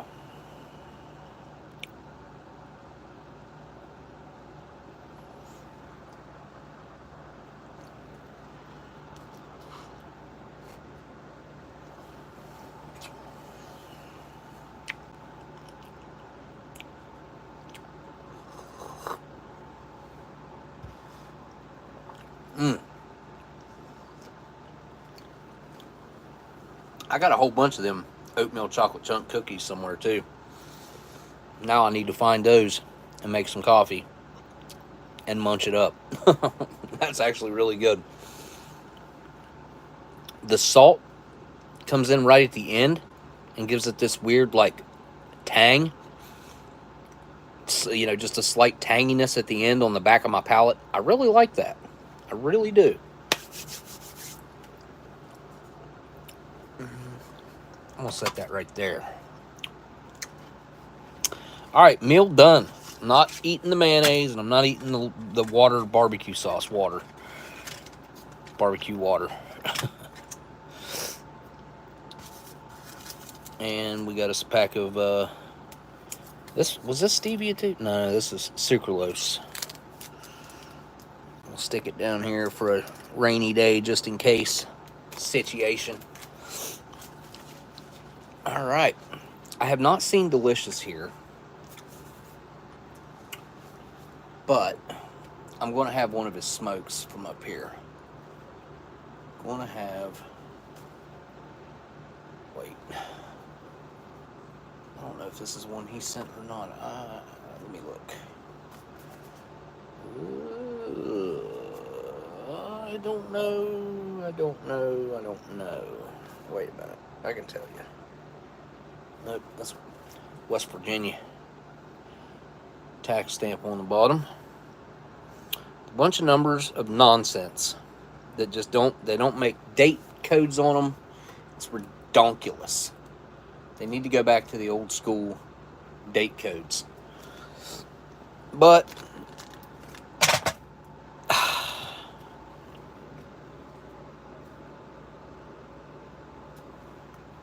there's that chocolate. Weird chocolate. It seems like these are like ultralights or something, if I'm not mistaken. Let's have one. Let's just have one and we'll see. If it's super light, I will cut some of the filter off. Is what I'll do. Okay. I ain't had one of these in months. Even though they're up there, I don't touch them. Bought them to compare with the ones Delicious sent, which are in a box right there. Always like this smoke with a whatever it is, new or old usually. I try to light this one with a match.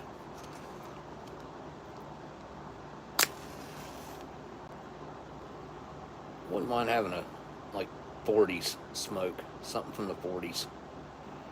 I've got a few packs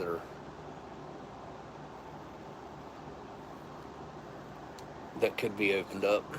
I'm sure I got some.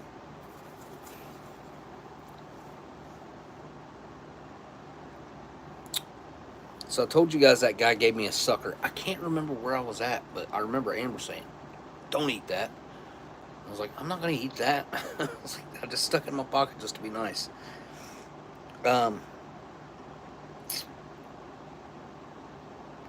So it's got this weird, like, brownish liquid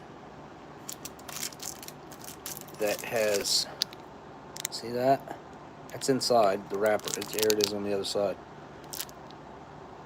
And on the stick itself, it says weedworldcandies.global. Do not consume more than 3 of these per day.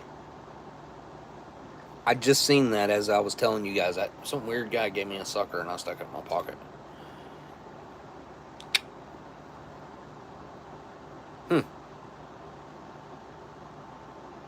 So, had I eaten that, yeah, Tim, likely some CBD stuff. But have you seen some of the stuff that they got going on now? Because it ain't no joke. It ain't no joke. It used to be like CBD, you'd be like, whatever, that doesn't do anything to anybody, you know. Medicinal purposes, pain killing and stuff like that. And I've seen people with, people with Parkinson's, I've seen have good luck with probably some sort of THC oils that they put under their tongue. Yeah, I'm sure you guys have probably seen that video that the guy is shaking real bad, and I think it's his son tells him put it under his tongue for a minute, and I think it was in real time, and you just see him like stop shaking. And then there's another guy that's using some sort of like bone speaker or something. Oh yeah, Afro Man, I don't think he lives all that far away from me, honestly. I mean, doesn't he live up around Columbus somewhere, or in between Columbus and Cincinnati? That's only an hour and 45 minutes from me. He probably lives closer than that to me. I don't think that's an ultralight. American spirits just don't have that like dirty and nasty aftertaste that, let's be honest, just about every other cigarette that you could buy in America, maybe every other. These have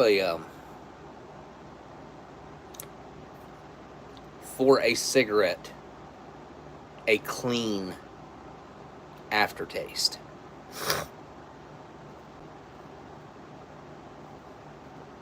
It might be a light. Kind of want to cut some of the filter off.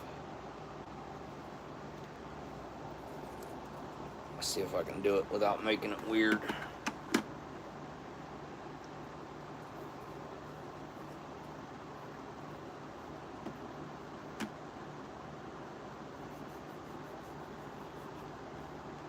Usually when I do this, the filter's like weird. It's always got those weird little edges on it.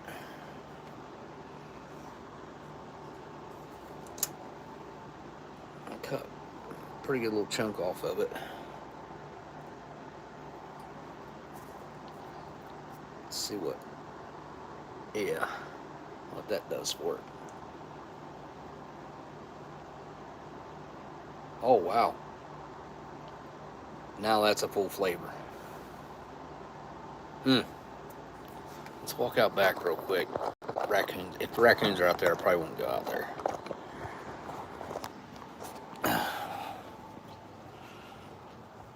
Morphine lollipops are usually given. Oh, yeah, morphine. Yeah. I remember an episode of... Here, let me grab a light. I remember an episode of The Office. Remember when Michael hits the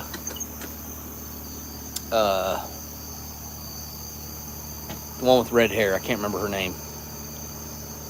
He hits her with the car, breaks her hip or pelvic bone or something, and she's in the hospital at the very end of the episode, and she's got a sucker. I think it's her. Anyway, it's a morphine sucker, and I was like, oh, that's weird. Let's see. So I don't know if I told you guys about this or not. The other night, I was out here watching UFOs, and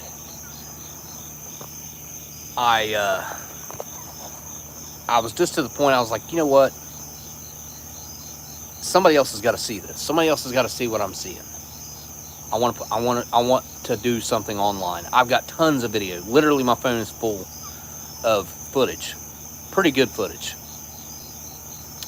But anyways, I was standing out here, and I had just filmed some, and I was talking about it. I was like, all right, I said basically what I just said. I'm like, all right, I'm going to set up a live stream, and I'm going to film this. Because they were popping up about every minute.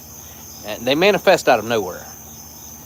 Now, I go through, I set everything up for the live stream, and I have it ready, and I could even check the camera. Like, I set it up where I got that setup screen off, and I was looking through the camera to see if they were going to pop up where I could actually, the camera was going to work. Which YouTube quality, it like breaks down the quality of your camera. It's not true quality of your camera, especially the night vision stuff or the IR stuff. I'm not sure what it is. Anyway, I set it all up, and I'm ready to start it, and I swear to you, they stopped. Like they knew what I was doing. And I think they did, like, I think they either can hear me or they intuitive, like, I don't know. I don't know what it is. But let me see. Looks like it's yeah, it's super hazy.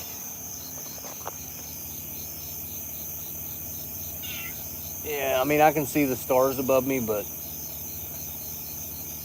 it's hazy.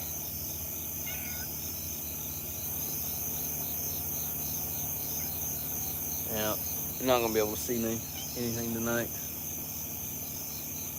Here. See how hazy it is? I'll walk down off the porch. Yeah. There, you can see a star above me. Last night was amazing. It was super clear. I came outside. I came outside about 10, well, it was actually about 9:30. The sky couldn't have been more clear. And they were everywhere. I saw 10 within probably 5 minutes or so. It was so active that I tried to get a hold of my son. I was like, dude, you need to come down here and sky watch with me. He didn't respond to me. He must have. My son goes to bed really early, which he works early. He gets up early, but didn't matter. Like I always worked these weird shifts where I would go to work at 6:30. I'd have to be there at 6:30 to 6:30, and then same thing in the evening. I'd work from 6:30 in the evening to 6:30 in the morning. But if I was on like morning shift where I'd get up at 6:30, I'd get home at 6:30, I'd stay up till 2 o'clock, 2:30. It's just always been how well, not always how I've been, but once I started working on the boat back in 2010 or 2009, yeah. My sleep schedule was never right again. When I started working out on the river, you work 6 hours on, 6 hours off, 6 hours on, 6 hours off. If you haven't done anything like that in your life, good on you. It sucks. Because once your body gets used to that, it's really hard to break. And I did that for years. I did that for probably 6 or 7 years before I went to this the plant right up from my house here and started working 12 hour, 7 days a week. 7 days a week, 12 hours a day. 6:30 at night to 6:30 in the morning, or 6:30 in the morning, 6:30 at night. I'd always get there. We'd always be there late. Like if I got off at 6:30, I wouldn't leave till 7 or 7:30. Usually at the earliest.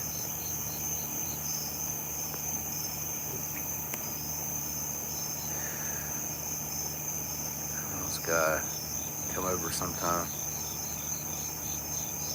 No light. See, yeah, I got a bunch of light pollution here. I do.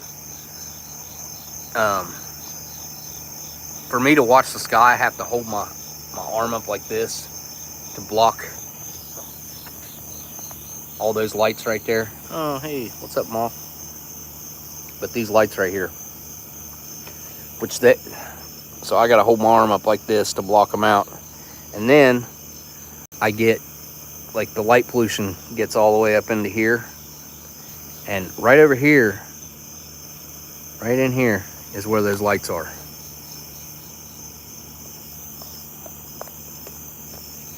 And they are extremely consistent. I cannot stress that enough. They are extremely consistent. I've been watching these things for going on 4 years. I think October will be 4 years that I've been watching them and filming them and all that. Oh, did we just see one up there? Up here? What was that? I got some really cool film from the other night. I got a bunch of cool film, guys. I really should start uploading the film. I've thought about contacting History Channel and going that whole route, and because look, you could come and set cameras up here. As long as the sky is clear enough, you're going to capture them every night. Every night. There's not been a night go by this year since I've been watching the sky so often that there hasn't been a night go by that I haven't seen something. And then the other night I filmed this really weird thing, and everybody's like, "Oh, that's the afterburner from SpaceX." Okay, well, what I filmed, it looked like it looked like an Under Armour symbol. It looked like a U, and then another U that crossed in the middle. But it went that way, and that way is Columbus, Ohio. It went straight towards Columbus, Ohio. Like I've got that. It's on film, so I'm not worried about that being up for dispute. And of course, I've done all the checking the flight radars, and I've done the checking for the satellite tracker, because I smoke cannabis for all you smoking for Tourette's. Been playing video games for 20 years. Dude, I was a big Black Ops player, all the way up until I got hurt in 2016. And you would think, where I was more or less bedridden for 2 years almost, I would have, I guess not really bedridden, but I was in bed most of the time, because I had to be. Anyway, all the way up until that point, I was playing Black Ops with my kids all the time. I got really into the zombies, and then I got into playing, like the death matches and stuff, like the online play. I was all right. I mean, I wasn't like professional level. My son he could play professionally. Like, he was actually ranked pretty high there at one point. I can't remember exactly how high. I don't want to tell you wrong, but he was up there. I don't know why I stopped playing. Really, I got into making videos on YouTube, and that kind of became my pastime and passion, and I really couldn't do a whole lot, but I could have laid in bed and played Xbox with my kids. I mean, lower back's acting up more, 65 instead of 35. Oh, I hear that, man. Like, I went from feeling, let's see, when I got hurt, I think I was 36. I went from feeling 36 to feeling 70 in a very short period of time, because after I had my leg cut off, I started having back issues. I had ruptured 2 discs in my back before that, but just persistent issues came back, and I'm doing better now. I feel like, knock on wood. But yeah, I'm gonna wrap up the stream. I'll take it back in here. But huge thanks to Scott. Hey, Goose. Huge thanks to Scott for sending me some really awesome, almost produced on 9/11. I mean, really, you couldn't get much closer than that. And I'm going to bet that they probably weren't doing production 9/12, 9/13. I don't know. Maybe, I think it happened on, what did we see? Was it Thursday?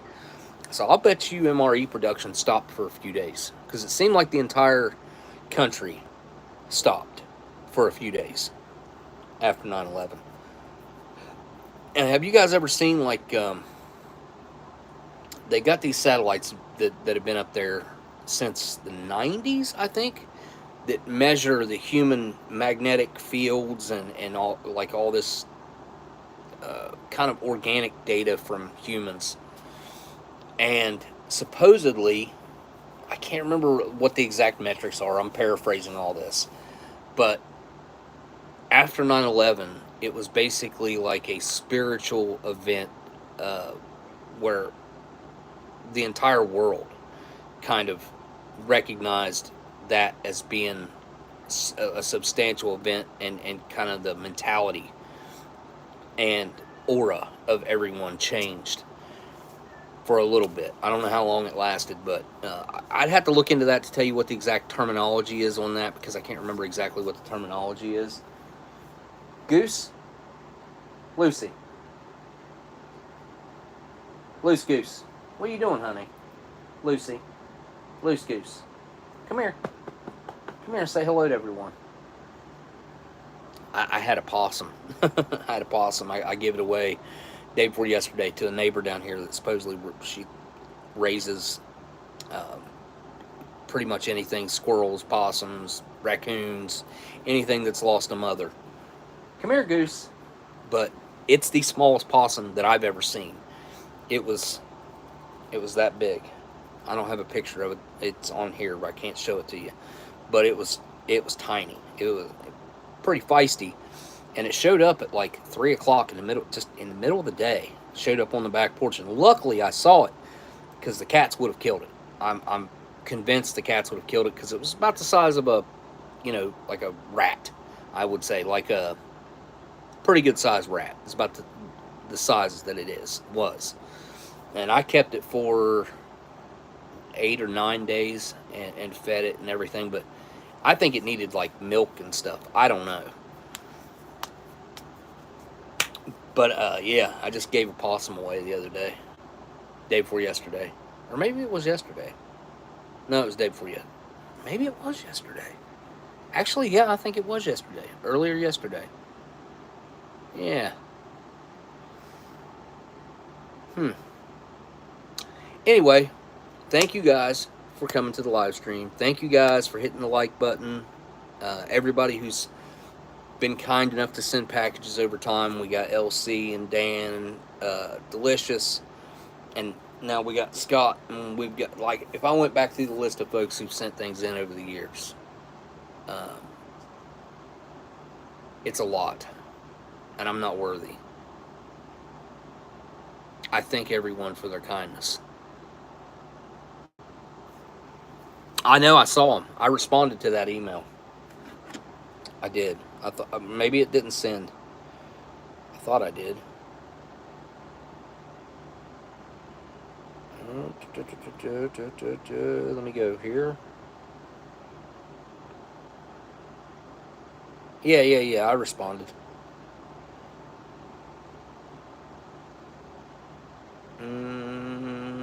What was this one? Here we go. Here we go.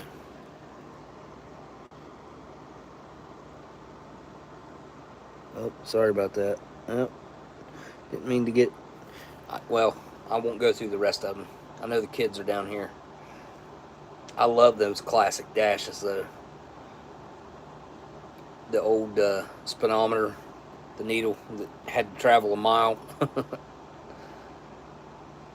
The old ashtrays. Oh, has that thing got air conditioning? Let me look under the hood. It said it had a straight 6, 3 on the tree. Has it got AC? I can't tell.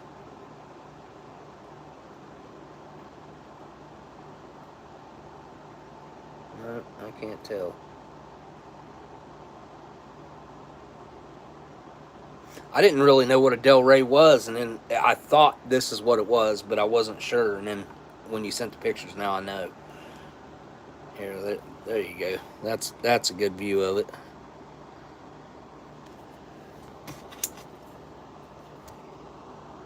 There we go. Heck yeah. Yeah, I'm a car guy. I want to start making some car guy videos, actually. There's some stuff I'd like to do. There's a car I'd like to build. I sent my buddy, there's a 70, it's either a 70 or a 73 Challenger on Facebook Marketplace right now. The guy's asking $8,000 for it. It's a solid looking car. It looks like all the pieces are there. There's not a piece of glass in it, though, so I'd have to source all the glass. The interior is partly there, but most of it's there, but it's not installed. Some of it's installed, some of it's not. Most of it's not. There is an engine in it, which if I was gonna do it, I'd pull the engine. It's got like a 318 or something probably. It might have a 383 in it. I would put either a 392 Scat Pack motor in it, or I'd Hellcat it and probably do a full conversion to a modern interior. I think if I do one, that's probably what I'll do. I think we could probably do one for less than 25 grand. Hellcat motor, suspension, everything. I think the adaptation isn't that hard, but I could be wrong. It might end up being a nightmare. But if I Hellcat like a 72 or a 70 Challenger, it'd probably be worth at least 100 grand when I got done. I'd hope. I'd much rather do a Charger. I'd much rather do a 69 or 70 Charger. That's what I'd like to do. Just full Dukes of Hazzard it, put the proper interior in it, and an upgraded, newer interior. That's like my dream car. There's some for sale out there, but a properly done one that I've seen on eBay, they run anywhere in between $150,000 and $250,000.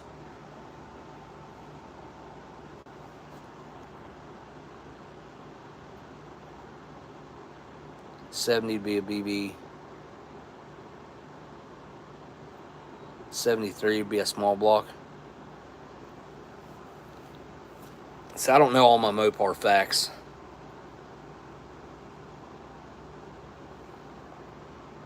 All the Biscayne came out that year. Oh. So I don't remember seeing too many of those down here in America. That might be more of a Canadian thing, those Del Reys. Weld the doors and use the windows? Yeah. Full on General Lee it.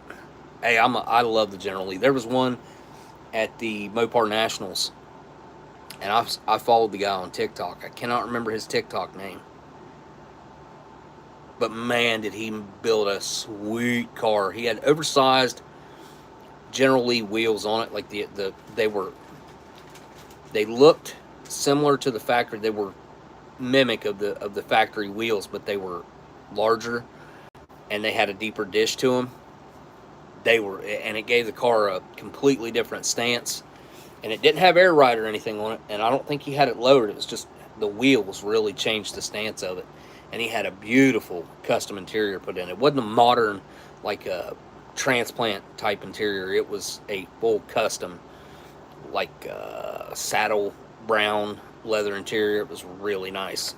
Really nice. Man, I wish I could remember that guy's name. There can't be too many General Lees on there. I'd say probably a couple hundred, if that. But he was up there at the Mopar Nationals. It was a nice car.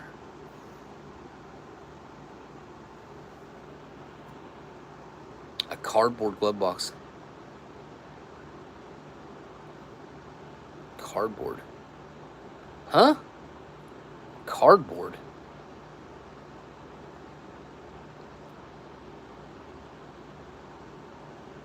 I'm confused. I don't know what. You mean like plywood? Maybe? Like actual wood? The inside of the glove box was cardboard. That had to be something the owner did. Like lined it with cardboard, maybe to keep things from rattling or something.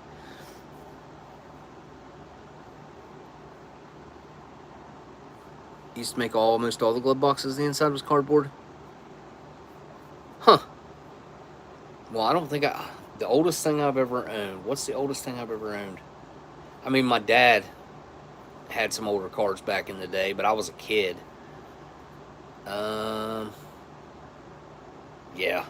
I haven't owned anything that vintage before. Huh. Base of the base models for the day. It's got a lot of chrome on it to be the base of the base, but I'll take your word for it. I'm sure you've done your research on it. Somehow I've ended up with poison of some kind. Poison whatever's outside. over there. I don't know how I got it though, because I ain't been around it. It's been a week since I weed eated. Probably. Yeah. Anyway. Alright. Wasn't impressed with the meal tonight. Cookie and the coffee, by far the best part. Del Rey, then the Biscayne, then the Bel Air. Finally, the Impala. Impala was top tier, trim level. Oh, you had a 71 Satellite as your first car? Wow, okay, so you're a Mopar guy probably, huh? Man, there was just a, it's pending. I saw it on Facebook. It was a,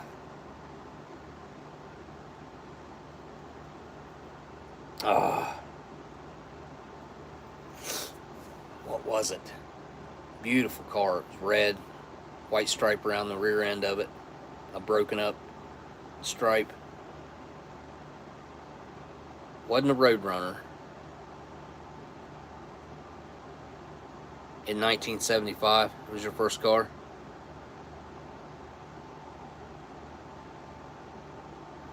What's up, Tom?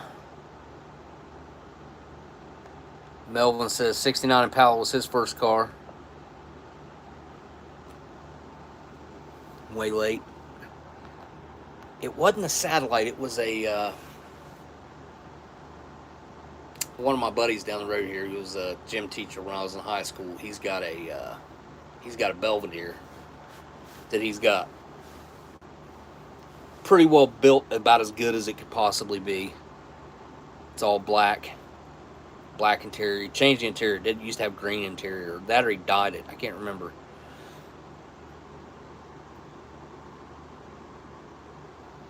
One of the police cars in the movie My American Cousin. 84 baby blue Ford Courier long bed was your first rig. Courier? A truck? A van? A long bed? It had to be a truck. What year was it? 84. I would think I would know what that'd be. A little pickup? Bigger than a Ranger, probably, but smaller than a F-150, and 84 to be an F-150. Did they still make 100s back in the early 80s? F-100s? First car was a van, Dodge Caravan. Man, that was a lot of people's first car. Oh, yeah. I did live stream last year, the Dukes Hazzard jump. Yeah, that was a record-setting jump, I believe. And then they just, about a month ago or so, those same guys jumped the fountain. The only thing I'll say about last year, that like their whole thing, is they took forever with like the setup and just everything that they done. They I don't know, kind of felt like they weren't ready or something. And then they over-dramatized the entire thing of like, after the guy rolled the cop car and stuff. Like, look, dude, that's your job. That's what you do now. Like, you're a stunt driver. You roll out. I think them guys are just like dudes that decided to start doing this. So I don't think there was much training that led up to it. I could be wrong. Anyway, but I don't know. It just, that part didn't feel genuine, and it felt kind of generic and over dramatized. I mean, I get it. I get it, but I also like think that they pushed it too far. It was a cool jump though, like the part that did happen, and the fact that they just landed that car flat. That's bananas on pavement, just as flat as a pancake. That thing yeah, because I've watched a few of them online. I think that was the one where it landed like almost completely perfectly flat and just kept rolling.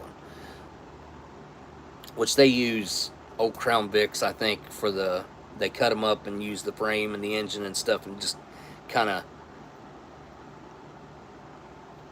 I don't know, graft on a Charger body is what they do. I think they're just running like the old the old 5-liter 5.0s, Crown Vics, or 4.6s maybe.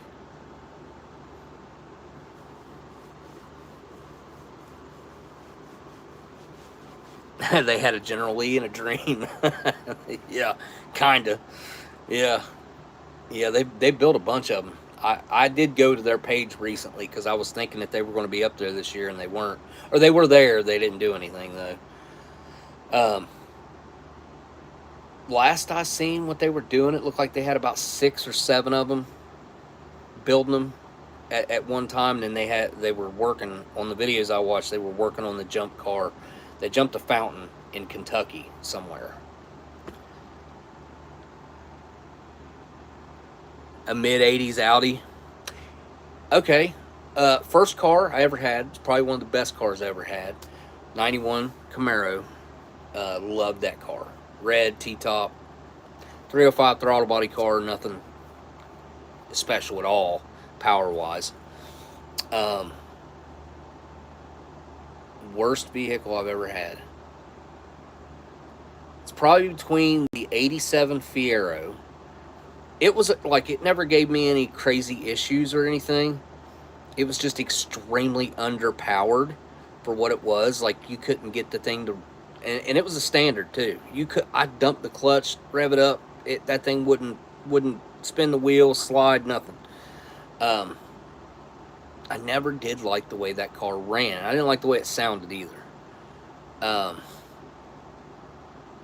But I had a nice one. I had a GT. I had an 87 GT with 87,000 original miles, 5-speed, 2.8 liter. About as nice as it could have possibly been, really. The interior was mint. It was black. Had a sunroof, I think. Had the speakers up there and the headrest and stuff. And the radio was horrible in that car.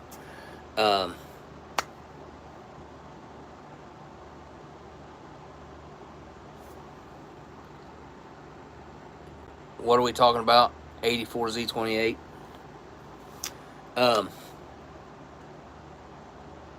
It's between that and the Ford Mustang that I had.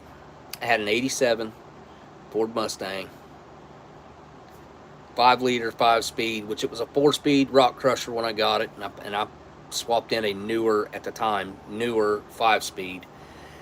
And I liked the 5-speed. The 5-speed changed it up and made it feel a lot better. The rock crusher was just, I don't know, man. It felt like a truck. It felt like I was driving a truck, is what it felt like.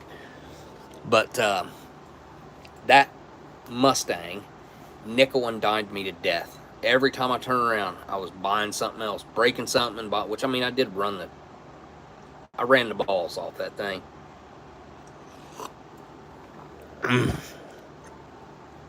I ended up, I think no. I had an 84 Z28 with a 4-inch cowl induction hood. They had a 355 out of a dirt track car. And it was pushing right around 450 horsepower to the wheels. So, probably 575, 550, somewhere along in there. But this car, it was just violent. It just, everything about it felt violent. It was... You go out and step into a modern car with 550 horsepower and then drive that car, or 450. There'd be no similarities in the way that they feel, sounded, drove, which that thing I'd go out and started up in the mornings and it would rattle the entire house. Had 3-inch exhaust, 3-inch Flowmasters with turn downs right behind the front seats. Turned down in front of the axle, and you had to beat the driver's seat up, the floorboard up, and the driver's seat kind of set about that angle right there. Like, you had to, it set you forward, because to have true exhaust on a Camaro like that, you had to beat that floorboard up to have true dual exhaust.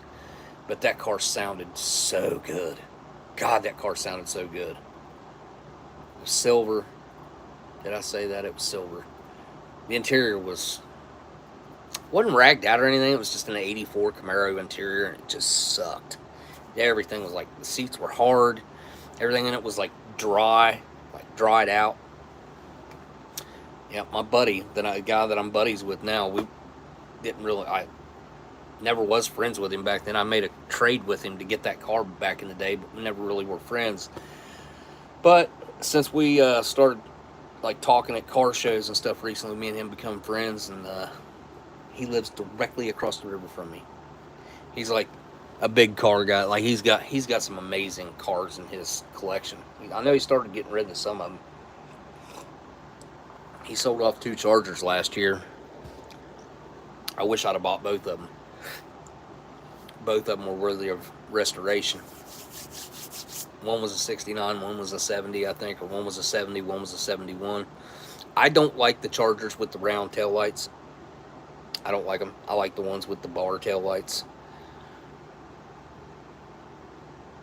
Older brother's all-time car was a 79 Firebird with T-tops. My buddy had a, I think it was a 78, 79. It had the 6.6, and it was built, and he flipped that car 14 times. He was going extremely fast when he flipped his car, and he was never right after that. He was never right. It did something to his head. And then ultimately he took his own life about, man, it's probably been 15 years ago now. Let's see, is probably around 2010, I'd say. Carl died in 08 or 07. What's Tim got going on? Oh, you still got a 67 RS, needs restoed, but you've had it since 81. Well, you can't beat that. That car's worth more to you than it is to anybody else. Your buddy's favorite car is a Fiero from 86. Look, the only awesome Fieros out there are the ones that have done the LS swap, the conversion kit. I've never driven one of them, but I can only assume that they are bananas to drive. Tim, Fiero's caught on. I don't remember catching on fire a whole lot, but I do remember what mine was extremely hot, where rear engine, mid engine, whatever. I don't know. They the rear engine, aren't they? Not maybe mid engine. I don't know. It doesn't matter. It was right there next to your arm, right? It had that pad right there, and it was just hot. You would get hot. I do remember that. I mean, the car never overheated or did anything like that. It was just, they're just so disgustingly underpowered for what they are. They had an opportunity to make a really sweet car there, and mine felt like it had 85 or 100 horsepower probably. Like, it was just, blech. It was like, bleh, like falling on its face. Those cars could have been cool, though. They could have. Could you imagine if they'd have put V8s in them things from the factory? Oh, man, that'd have been cool. An 87 Fiero with a 305 in it or a 350 in it. Yeah. Fuel injected. That'd be a cool car. Which, I mean, you know, look, I've seen some Fieros built out that are just beautiful. Really good-looking cars with V8s in them. Yeah, straight six, like, honestly, if you're looking for a cruiser, something that is going to be dependable and fairly easy on gas, you can't beat a straight six. You really can't. Straight sixes will run forever, most of them. I'm going to assume probably the old Chevys. I know the old Jeep straight sixes are crazy. I know the old Dodge straight sixes are crazy. Like, they'll go forever. You can't kill them.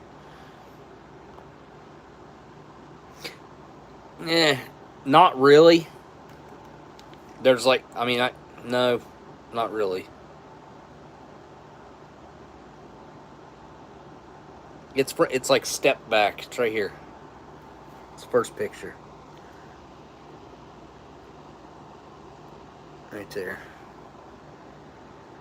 Because I was looking to try to see if it had air conditioning, and I couldn't see if it did or not.